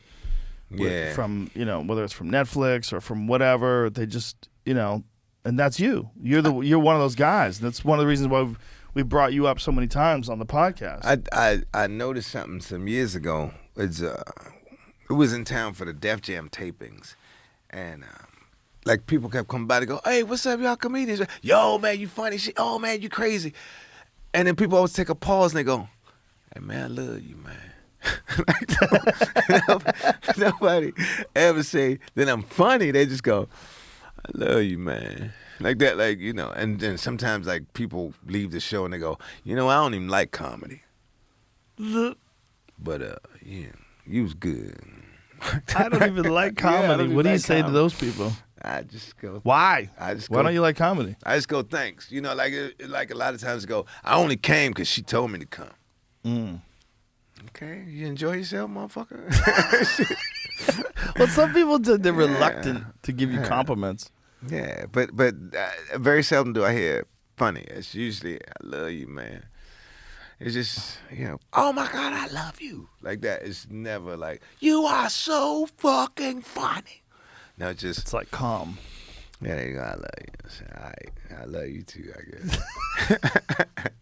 So you don't even have like a time schedule for when you're gonna do your special? I'm assuming it's gonna be on Netflix. We better hurry up because motherfuckers is dying like dogs, man. Every time I turn around, somebody dying. Yeah. That was kind of depressing, wasn't it? That is true. Yeah. Well, as we get older, yeah, that's just the fact of the life is, we live in. that You know, is. we were. I was on the phone when you got in here with Joey Diaz, who just caught COVID. He's fine. He's all good. We got him vitamin drips and monoclonal antibodies. He and all lives that here shit. in New No, York? Joey's in New Jersey now. He's living in New Jersey. He's the king of New Jersey. I went to visit him down there. We went to a restaurant. Everybody knows him. It was hilarious. I was like, damn it, he's never leaving New Jersey. Because I wanted him to come to Austin, but as soon as I saw him in New Jersey, I was like, all right, I get it. I get it. This is his spot. He belongs there. I'll just fly him out. Mike occasionally. Robles was sick, I think, too. Oh, yeah? I think he was there. I saw it on Facebook. How's he doing now? He's doing good. When I first moved to New York, that's the first TV spot I did. Oh, really? Que Loco. Okay. Mike Robles was on the Spanish channel, and at the time, my dad lived up in Washington Heights. He still lives in Washington Heights, like up 200th and Broadway, way up there. And one night I go to the bodega, and the little Dominican lady, she said, and she's having her grandson is laughing like shit and telling me, he said, "Yo, she saw you on the television, and she says she's so proud of you. She says, because she could tell you was having problems with your English, but you stuck with it and showed them that you could do it in English." Oh, you're like, bitch, that's the only thing I speak. That's the only thing I speak. But she was like, you know, I saw you having some problems. You kind of slowed down a couple times. That's hilarious. Yeah, he was like, that's hilarious. Her grandson was like, yo, because he knew who I, you know, see me. And as a matter of fact, he used to call me Kehora is. That's Right, how you what say, time what is it? time is it? Yeah. So when I would be going to an audition or something in the morning, we walk into the train, and I noticed people just always go, "Kehora is," and I go, "Yeah, what's up? It's Tony." I thought they see me. I thought they see me on Def Jam. I just knew whatever they were saying was a fucking question. Right. I didn't know because they go, "Kehora is," and I go, "It's Tony." And then they do like this. They point at the watch and they go, "Oh, it's such and such a time." But I didn't put two and two together. Right. That they were asking me, "What time is it?" What time? Yeah, it's all good. So this thing with Dave, you don't like, because Earthquake is wondering when his is coming out too. Well, he did his already, did his. and but he doesn't Donnell know. did He doesn't his. exactly know when it's coming out. But man, it's hard to get like, cause you know, Dave said, "Hey man, whenever you're ready." I'm like, "Yeah, I'm ready." And then he said, "Just let me know." And he said, "Man, I'm letting you know." Like, let's go. Right. But I mean, you know, every time you turn around, man, dudes chasing him with dresses on, all kind of shit going on. He said, "Tie up your shoes, son. You in a drag race." Run, Dave, run. So, That's hilarious. That shit's died down though. Yeah. They're leaving him alone now.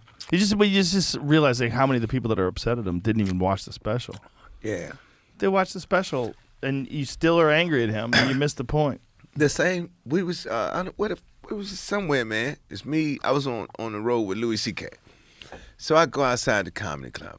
Some people out there having a silent protest, and I'm like, "Yo, what's up? What's going on?" And the girl says, "There's a comedian in there, and he's performing, and he's really he's racist. He's name all of the shit that they said he is. He's sexist, transphobic. He's homophobic. I'm like, what?" And she had said all this shit. I'm saying, he racist too? and she was like, I said, well, fuck that. Give me a sign, right? And she was like, no, we're having a silent protest. I'm like, nah, fuck that. I said, that's his picture right there. I'm gonna fuck him up. Now I don't have to stand in line.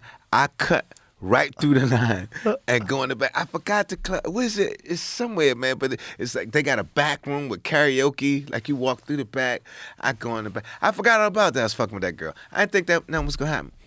So I'm back there, and then boom, she comes in with the police and shit, and she's like,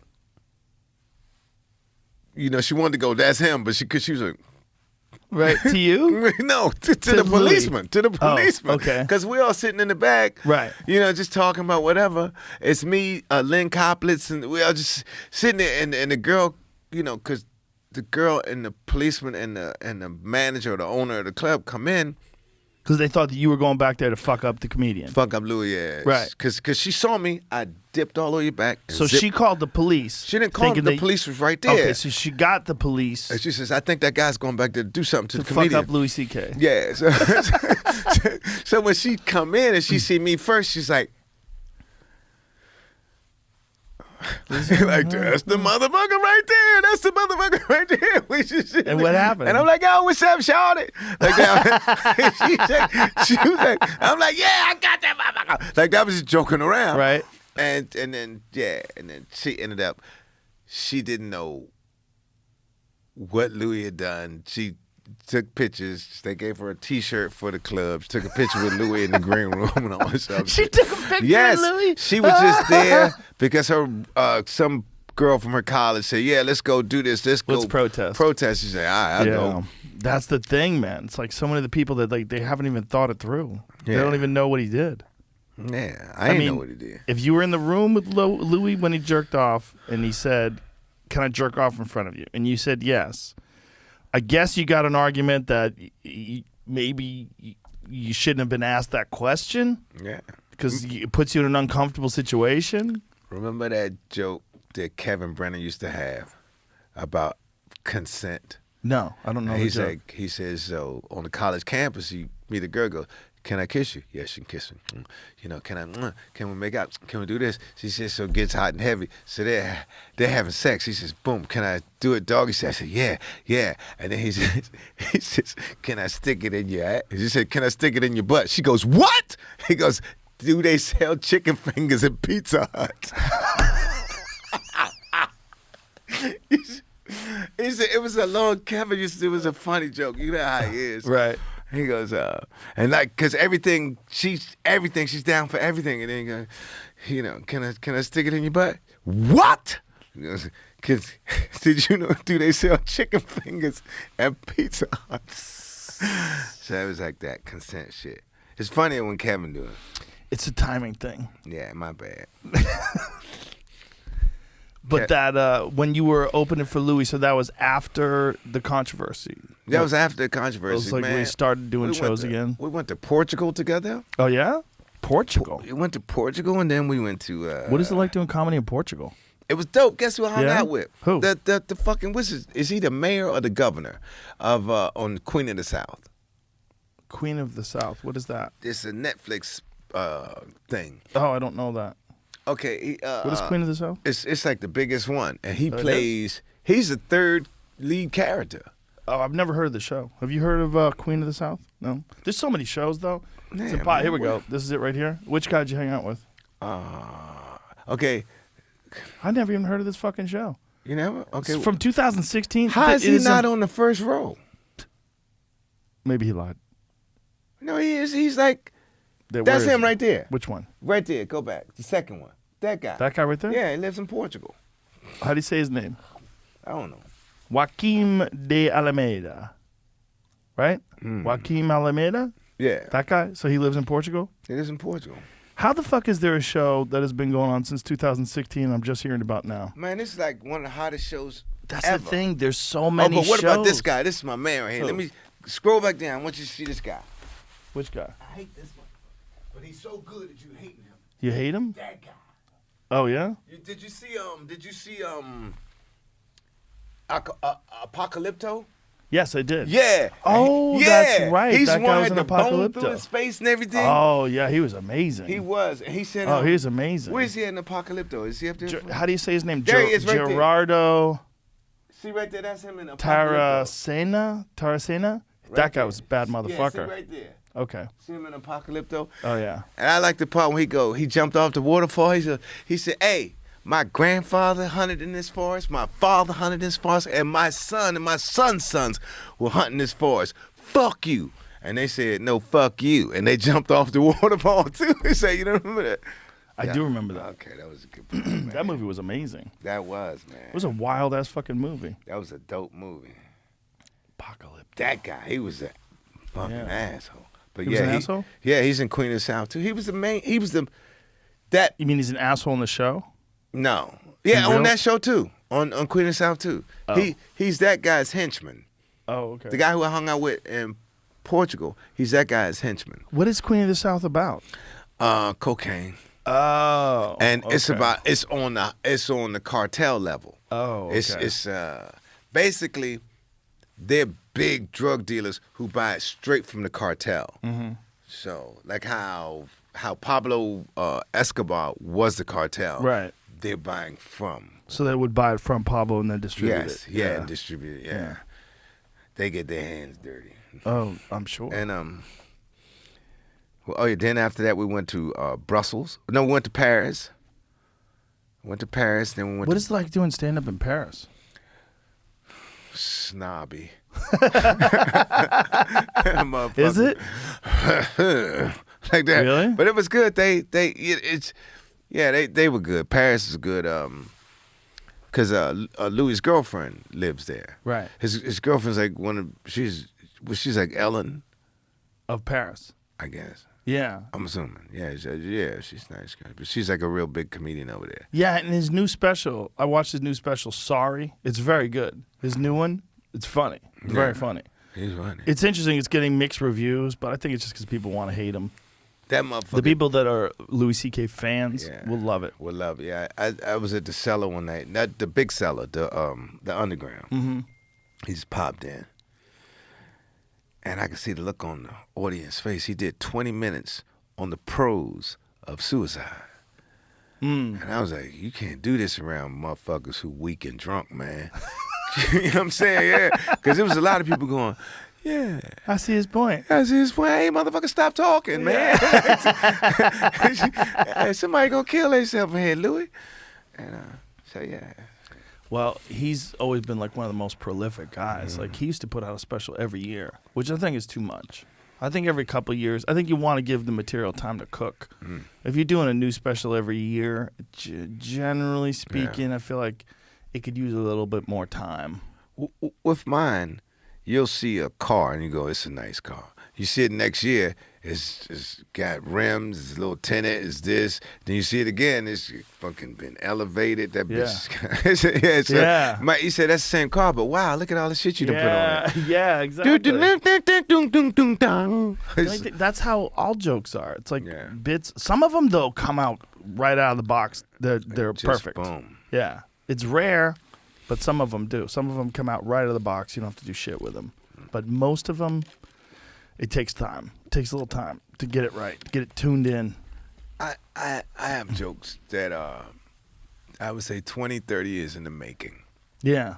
It's because it's from different parts of my life. Like the first time I did Def Comedy Jam, and I did the thing, I said where the lady sneezed and a booger hit me.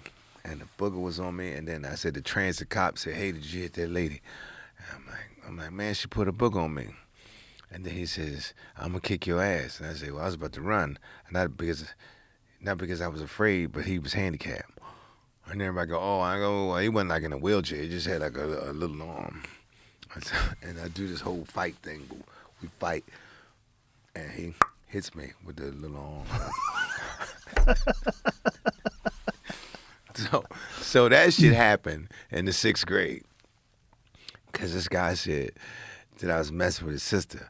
Like, but, you know, it's like, you know, 6th grade love taps. So they was jumping double dutch. And I knocked the rope down. What little boys do when they like girls. But one of his friends liked her. So he said, yeah, he was messing with your sister. And so my man came over with his boys. And he like this. He said, yeah, man, I heard you fucking with my sister. I'm like, come on, son, you don't want this. You know what I'm saying? Come on, you don't want this.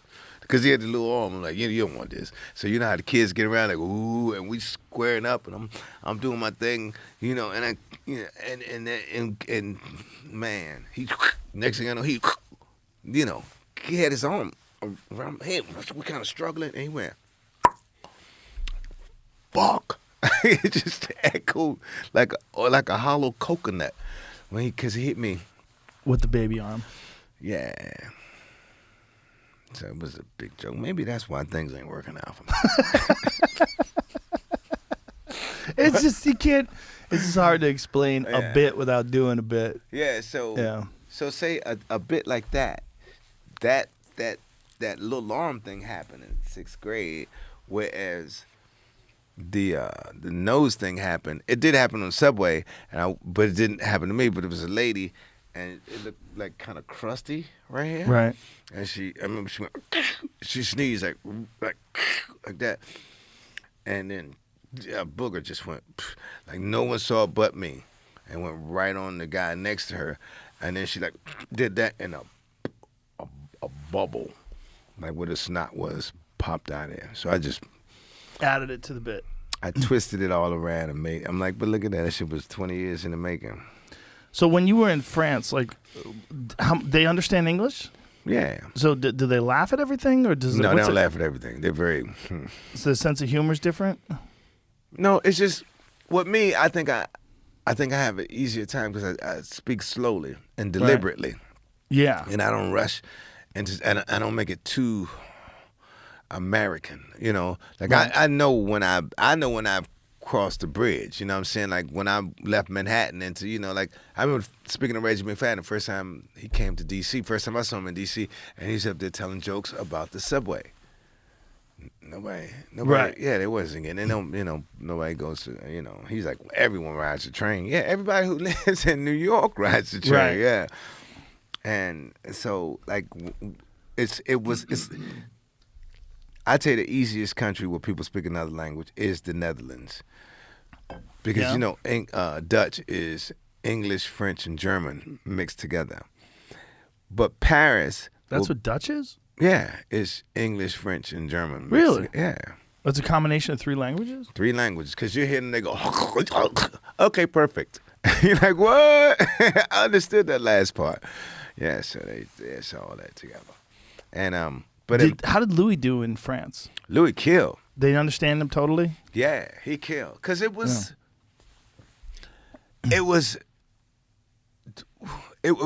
more of like what you saw Mike Tyson do. Like, it's just a soliloquy instead of just joke. Right. Joke. You know, some valid points, some funny nuances. You do. Boom, right. Boom. And here's a little about me. You know what I'm saying? And so when he's up there, like he's doing like an hour. Yeah. And is this in a theater? Like what kind of? Do they have comedy clubs up there? Yeah, it was a small theater. It was, as a matter of fact, I think it was called the American Theater. It was. Let me see. I would say the spot held like about 200-300, about 200, because. Here's the stage, and here the people, like, they kind of almost like a coliseum, like, right. Like, what's that shit called? Where the doo-doo fly in your food. Doo-doo flies in your food? What? Medieval times. Oh. It's that shit. You ever been there? Oh, you mean like horse shit? Yeah. There's horses running around? Yeah, right, and everybody's eating and drinking, and the fucking, the air is just full of horse shit. Yeah. And I'm like, no. Not smart. Yeah, I'm not. You could get pizza and hot dogs and pretzels and. And they're jousting. And shit is flying around. Not interested in that. Nah. So, what other countries did you guys do when you were on the tour? You did Portugal. You did France. France, Belgium, and then went to Rotterdam. Oh. You got to go to that club in Rotterdam. Yeah. Did you ever do the thing in Rotterdam that we? I've never been to the Netherlands. You gotta go. Yeah? They speak English very well. Yeah. Yeah, especially in the big cities like in Amsterdam and in Rotterdam and stuff like that. Yeah. You know, what's his name? Tom Rhodes is always over there. As a matter of fact, he married a woman from there. Well, Tom Rhodes used to have a show over there. He used to do like a talk show. Oh. And it's like it had a different name to it. It's like wasn't Tom Rhodes. He was playing a different name. I forget what it was called, but it was like Tom Rhodes was the host, but it wasn't the Tom Rhodes show. It was like I remember he was just over it had another name. But he was over there. Yeah, he lived there for a while. He was like a star over there. And the late night like talk show thing is like the format was much more relaxed, much more. You could say a lot more. You could talk about more shit over there. The first time I went, it was me, Tony Rock. Yeah, me, Tony Rock, Godfrey, and Teddy Smith. And I just remember us watching television. It wasn't cable or no shit like that. It was like condom commercials and it'd be two guys. And then like you see, like what they're doing now in America, you see a family, the dad be black, the mom be white, and the little kids be beige and shit. I'm like, what? Because they just wasn't doing that here in America. Now it's all over the place. But like, wow, it's like these people are progressive and they're very tall. They're big people, right? Here it is. The Kevin Masters Show starring Tom Rhodes. Yeah. It's like they just had so it's from 2002 to 2004 in the Netherlands. Is that his wife right there sitting there? I don't know. I don't know who that is. Just somebody was interviewing, I think. Just a guest. As a matter of fact, the first time we went, it's because SD fired me. Cause I got from the cellar? Yeah, I got there late. I'm always late. I got there a little late, and SD said, "I can't take it. No, Tony, I can't take it no more." I'm like, "But I'm here now. Because show's running behind. I'm still here for my spot." She said, "Well, yeah, show's running behind because we had to stall because she wasn't here." And then Gotham called. Said, "We need somebody right now." That's when they had what was it, 21st? Mm-hmm. Says, "We need somebody right now." I turn around to walk up the stairs. These guys like, "Yo, I know this guy is speaking in Dutch and everything." Say, "Where you going?" I say, "I'm going to Gotham." So they go up to Gotham. And the guy who was the host of the show, he goes, "Listen, everybody in Suriname loves you. Blah, blah, blah, blah, blah." Suriname? Yeah. Oh. He's saying this. I just figured this motherfucker had an accent and was mispronouncing Vietnam. Because if you see him, he look like he could be Blasian. You know, he look like he could be. Okay. So maybe his dad was over in Vietnam. Right. He said, "Man, everybody in Suriname loves you." So then they say, "Yeah, we're going to bring you." And then one guy says, "Have you ever been to the Netherlands before?" I'm like, "What?" And the other guy would say, "You're going to love Holland," right? And I'm like, "Okay, where are you motherfuckers from?" Right? It's on the same spot. And then they call me up to do the show. We start going over there to do the show. So that's when you started going on tour. Over in other that's when countries. that's when I started going to Holland. That was for the Comedy Factory. All of us did that, like Patrice, Rich Voss. They used to bring us over there and do that show in Rotterdam. That was dope. We all ride bicycles, and everybody think that you go over there and do decadent shit like prostitutes. You go see the prostitutes and take pictures. That's just it. Because I mean, would you walk into a glass booth and with everybody looking? It would be sad. No, it's easy. Just call into your room. Listen. So, because it's legal, all that stuff. And then they got the weed and the mushrooms and the space cake and I think they're backing off of some of that stuff over there because so many people go over there and get too fucked up, especially Tourists, on edibles. Yeah. Yeah, I mean, they just don't know what they... I lost my mind on edibles last time I was there.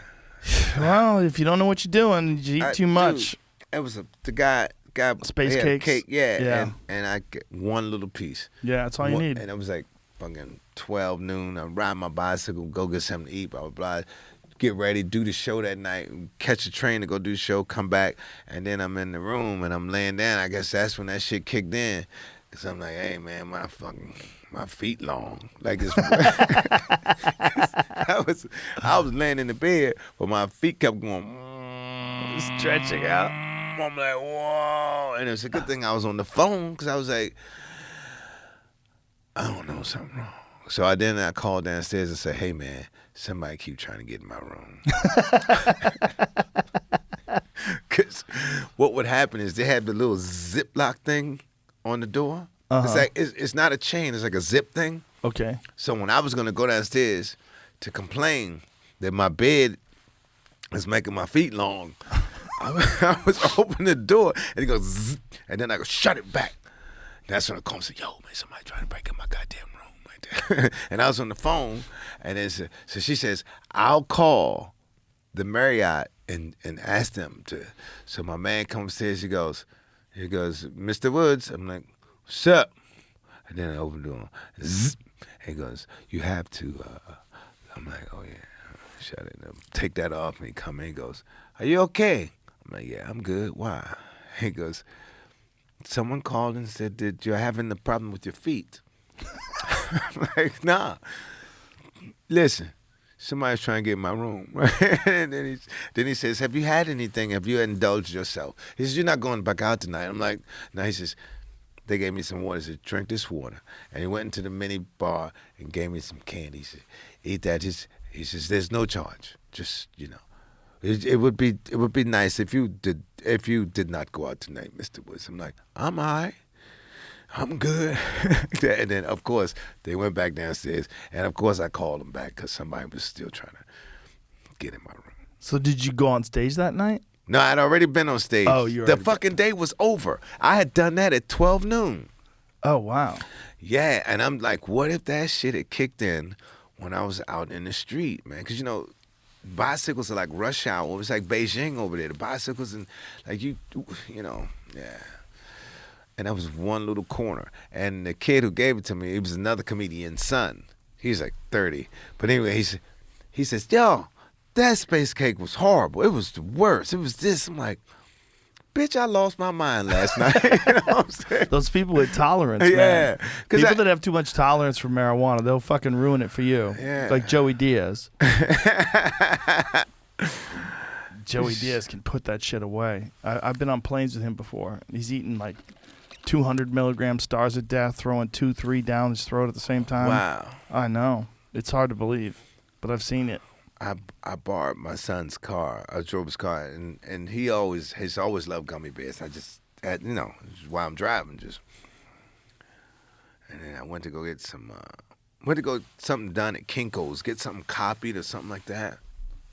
And the lady says, "What do you want us to do?" I'm like, "I don't know how to work this machine."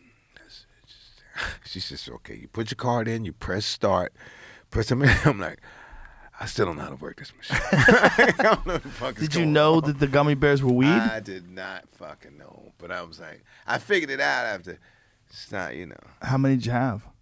It's like a small bag of them. I ain't holding motherfuckers. He owes me. You know what I'm saying? I'm like, come on, one bag of candy, all the bags of candy I done bought you, boy. Yeah. So it's good, man. So do you have an idea where you want to do your special? Nope. I wanted to do it at Super Funny. Where's it called? Nate Jackson's Supper Funny Club in Tacoma. Oh, okay. You know him? No, I've never been. The only thing I've done to Tacoma, I did a show with Dave out there. Nate Jackson is he plays Junkyard Dog on Young Rock, the TV show. Okay. On the Young Rock TV show, he plays and I just like his club. It's just and I like that what I call it, the Dead Crow. I like the Dead Crow, and I like the Comedy Works. I'm trying to think of what other well, you know, these are clubs that I just feel good in. So when you do, if you do a special at a club, how many shows do you want to film? You want to film 2, 4? What do you want to do?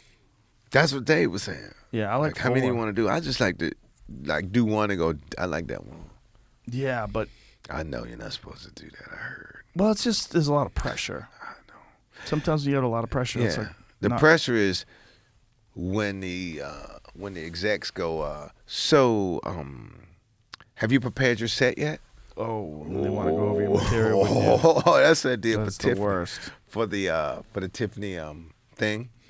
They said that they wanted it typed out. Oh God. So I they just can go got over your some material. No, I just got some old shit, and this woman, as a matter of fact, the woman from my podcast, Maya, that's what she does, like in court or whatever. A Stenographer? Yeah. So she just Transcribes your set. transcribes your set, and then so when we did the thing, one of the people, she was like, "Oh, so you changed it around." Well, I changed what around? She said, because you didn't do the bit about this. I'm like, oh, yeah, my bad. I haven't done that shit in 20 years. So you wrote out the set, but you wrote it out totally different. Yeah, I didn't give a fuck with it. I just said, because they kept pressuring me like, yo, send us a COVID test and send us the transcript. Thing. So I sent him the COVID test, and he's like, okay, we wanted the transcript. I'm like,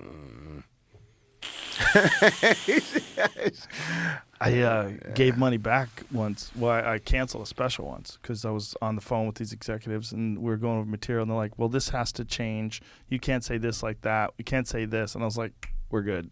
I go, we're done. I quit. I go, I'm not doing it. I go, I'm going to do it somewhere else. I'll do it on my own. There's no way I'm doing this special. I'm like, we can't do this. You can't tell me what I can and can't say. When I did the Comedy Central special, the Half House special, there's a part when I say I said I smoked weed and I stepped into the television and I went to Africa, right? And they were like, Banya, manya, manya, they were doing this. Right. And I say, these ain't hands. Right. You know what I'm saying? Right. And I forgot, and I think the guy's like, maybe we should go with boobies. Boobies? Something about boobies. Like, so instead of... Because I said titties. I say titties in there somewhere. Right. He said, maybe we should go with boobies. Oh, Jesus Christ. Yeah, and I was like, I said, how long you been doing comedy? He said, no, I'm just I forgot his title for comedy. Something. Executive, whatever. Yeah, I said, yeah. I said, all right. And then so, boom, that went through all the little bullet points of what I was going to do and all that shit. Of course I didn't do it. And then at the end they go, well, you didn't do it. I'm like, oh, man, I forgot.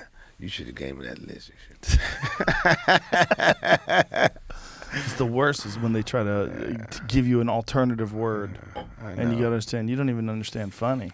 And plus, he like, man, I'm like, every time I watch one of these shows, somebody gets a check for editing.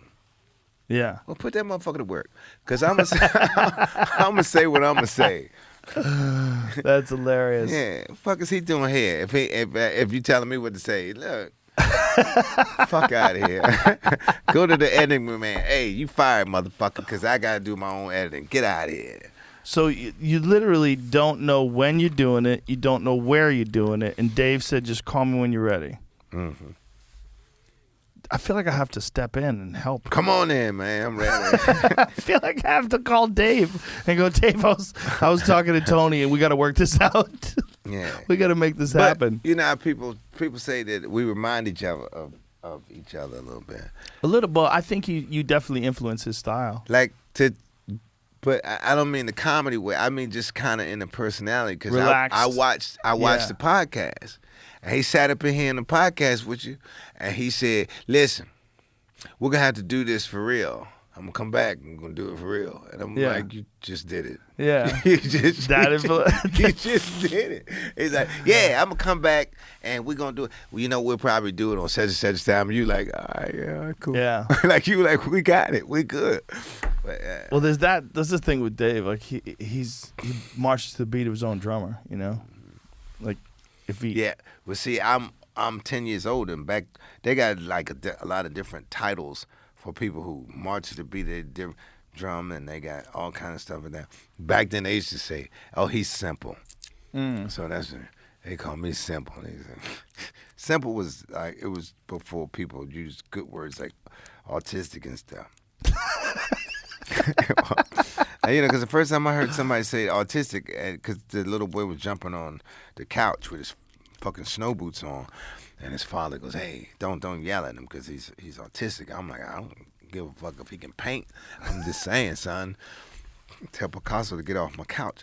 But That's because I didn't know what it meant. I didn't know what it meant. I'm not a bad person, everybody, but I guess a lot of people can say, maybe karma's keeping you from that special. No. No, it feels like you just need someone to corral you. Yeah. Point you in the right direction. Yeah. I'm on. Because once you're up there, once you're on stage, you're a bad motherfucker. No doubt. No doubt about it. 100%. I feel like if someone just points a camera at you for 5 shows, one of them is going to be A+. I think it would be better if nobody tell me the cameras are there. That's it. Yes. Yeah. I think if these motherfuckers hide the cameras and then they would say something like, okay, see that right there? That's the camera. And I'll go, don't look at the camera. Say, don't worry, Tony, that's the camera. And see that over there? That's the camera. Oh, that's the camera. Don't look at the camera. Boom. But the camera's really somewhere else. Right. Boom.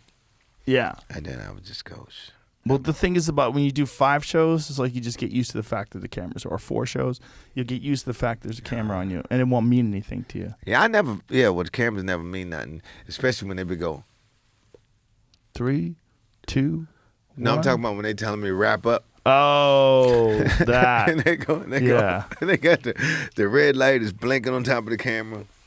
Yeah. I would just go, my bad. I did 20 minutes on BET's Comic View one time, too. How much time you were supposed to do? Yeah, I think 4 to 7 minutes. I was the last one. Fuck Well, if outta you're the here. last one, what's the big deal? Yeah, well, as I said to Bruce, come on, motherfucker. I'm the last one. He said, well, I ain't the one you got to worry about. Well, then why the fuck you say something to me, dog? Listen, it's all good because I think it was the end of the series and everybody had already, and then, and I was just up there just going. Right. Yeah. I had drove 17 hours to get to New Orleans. Oh, really? Yeah, because they gave me money to fly down, but I said, fuck that, I'm going to drive. And drove down there and did the thing. And it was good, man. Bruce was damn, man, I guess he's like, we had plans. We was going to go, I don't know. I was like, damn, man. He said, but it was produced by Ruby Red. And he said, well, I ain't the one you got to worry about. All right, then. Did you have to worry about anybody? No, he was basically, you know how one of your siblings might say to you, Right. oh, Wait till Dad gets home. Oh, you gonna get it. Right. That's what he's and doing. then you go, am I in trouble with you? You go, no, I ain't the one you got to worry about. Well, then. Right. Where did Dad get here? Yeah. let's let it go. It's all good, man. Well, whenever your special does come out, please let me know so we can let everybody know. I'm gonna do my special in Austin. Yeah? Why not? That's my name. We're gonna call it the Why Not Special. It's a great place. What? It's a good places here. Yeah, there's a lot of great places. You here. have a night? I thought that you would have a night down there. Somewhere. I do Tuesdays and Wednesdays at the Vulcan Gas Company. Where's that at? It's on 6th Street. Today is Tuesday. Yeah, I do Tuesday night. Yeah. Well, yeah. My flight leaves today. Well, next time. Whenever your special comes out, we'll have you back. But check it out. Can I plug some shit? Yeah, plug some shit. I forgot almost, man. TonyWoods.com? No, I don't. I ain't You got a website? No, I ain't got that. You don't have a website?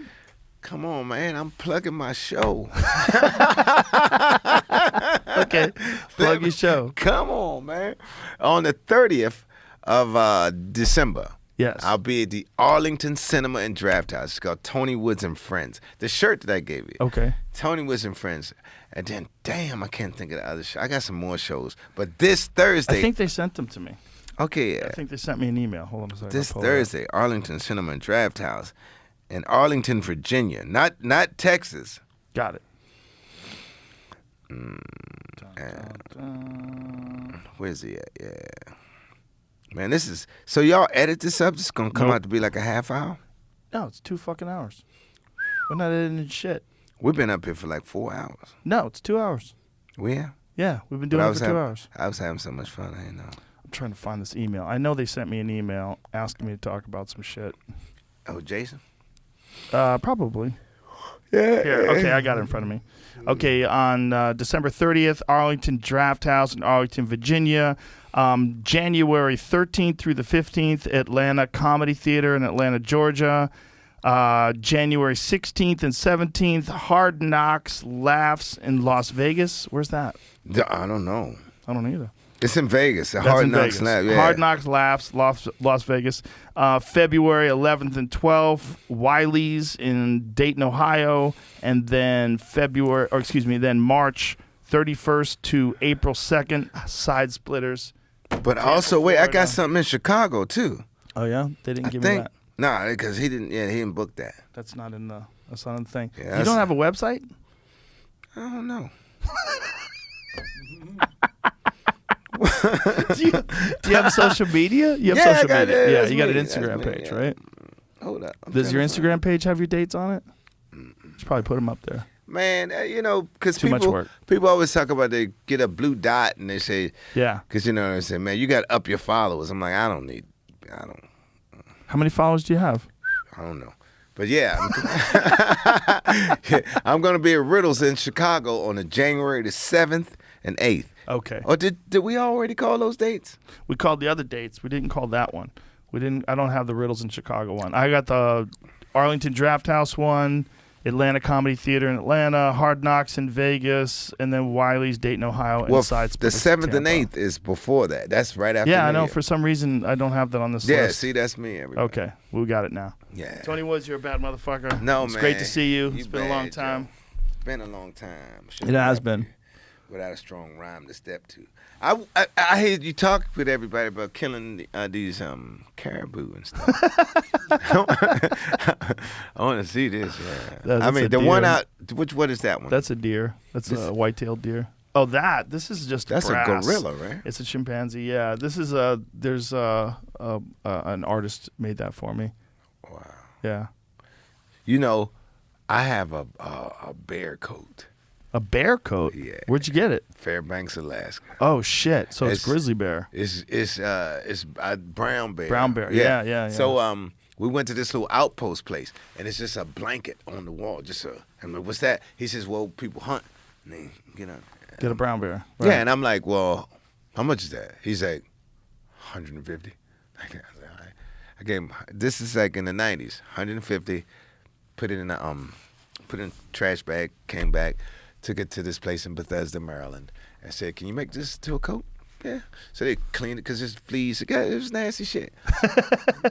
And cleaned it up. And I remember I went to Uno's Pizzeria. This is in Chevy Chase, Maryland. Right? Go to like Bethesda area. I go, and the guy he beeps me because this is when it was. He said, right. Like, can you come back? I come back, and he's like, son, where'd you get this? I'm like, I was in Alaska. I'm a comedian. They go, son, it's on the endangered species. So they put a line. It's a beautiful coat. They're not on the endangered species list. They were worried.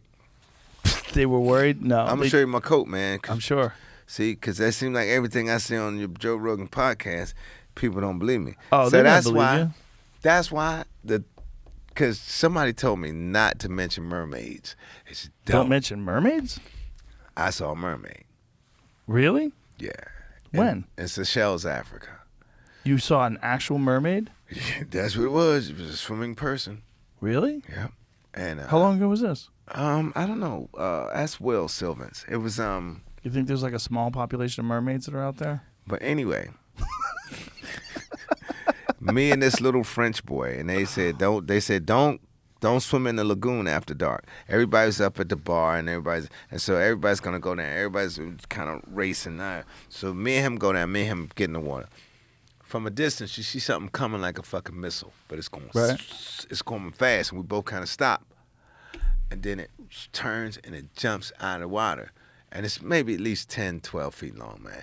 And it do like this, and it look at both of us and go. Whoo. The water was only about this deep. Didn't make a splash or nothing. And then me and him turned the fuck around. We running, and everybody's coming down there laughing, got their drinks in their hand. We're like, no, fuck that. And the little boy in French, and his mom is apologizing to me, saying he has a very vivid imagination. He said, no, bitch, listen.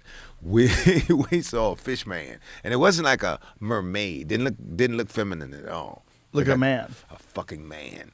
Really? A fucking dude who said, get the fuck out the pool.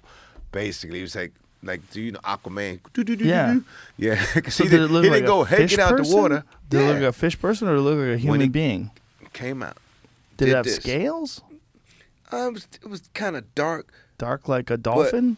No, but he had, the back of him was fish. The back of him was fish. His head was humanoid, eyes about so big.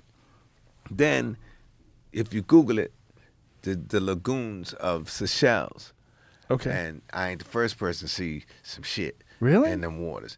And the guy who does the horseback riding, you can ride horses. And he said, "How old are you?" And I told him, he says, "You're from America, right?" I'm like, "Yeah." He says, "So at this age, pretty much if you see a turtle and I tell you that's not a turtle, he says, you know it's a turtle. You're the age, you know what you saw." Right. He says, "People pay a lot of money at this resort." He says, "Yeah, it's maybe not a good idea to go around going, I saw a mermaid." And he goes, he's saying how long his family has been fishing in these waters. He says, and he's heard some things. He says, "I've heard some things like what you say." He says, "I've never seen what you say you saw, but it's not the first time I heard that." And I said, "Thank you." But basically he was saying, now if you ask me to co-sign that shit, fuck you. Right. But you're gonna be crazy by yourself, motherfucker. So who told you not to talk about mermaids? Nobody told me not to talk about mermaids. You said that. I just said that. Oh. Because I'm like, if y'all don't believe Dakota's a bear. You definitely won't believe the mermaid story. Well, I definitely believe the coat is bear. Yeah, I got it from my uncle. It fleas and all kind of shit on it. Tony Woods, thanks for being here, man. Yeah, thank you. Let me know when your special comes out. We'll let everybody know. Yeah, gonna I'm sure it'll be hilarious. Google mermaids. I'm trying. He's trying. If I found it, I would have. He's brought not it gonna up. find it. It's in the lagoons around, like how the island is shaped like this, and like in the lagoon part. Well, they say they've only discovered 10% of the ocean. Yeah, so it's So gotta be some maybe extra he's in the shit other there. 90. All right, man. All right, Tony Woods, thank you. And on Instagram, you're Tony Woods, right? Tony Woods, Twitter. with a Z. Oh, really? I think. I don't know. Let me look. Yeah, man. Tony Woods with a Z. Tony Woods, yeah. Was there another Tony Woods with an S? I don't know, but I'm the first Tony Woods in the world. Like, if you Google me, I'm the first Tony Woods Well, ever. you should be. You Nah. should be. All right, brother. Thank you very much for being here, man. Appreciate you. I see you at the Arlington Draft House. All on those places Thursday. that we All those listed, places, man. Chicago, Joe, this Vegas. is the best podcast I ever done today. Thank you. You were great today. No, this was the best one ever, man. And Thank you. I thank you, man. I feel humbled and proud. I mean, a lot of people say I just kind of go on the seat of my pants, but I actually was up and ready and prepared. Ask anybody. I got here early. You did. I don't ever do that. Well, it was great to have you here, man. All right, man. Thank you Love very you, much. man. Love you too, Happy brother. New Year. Happy New Year. Bye, everybody.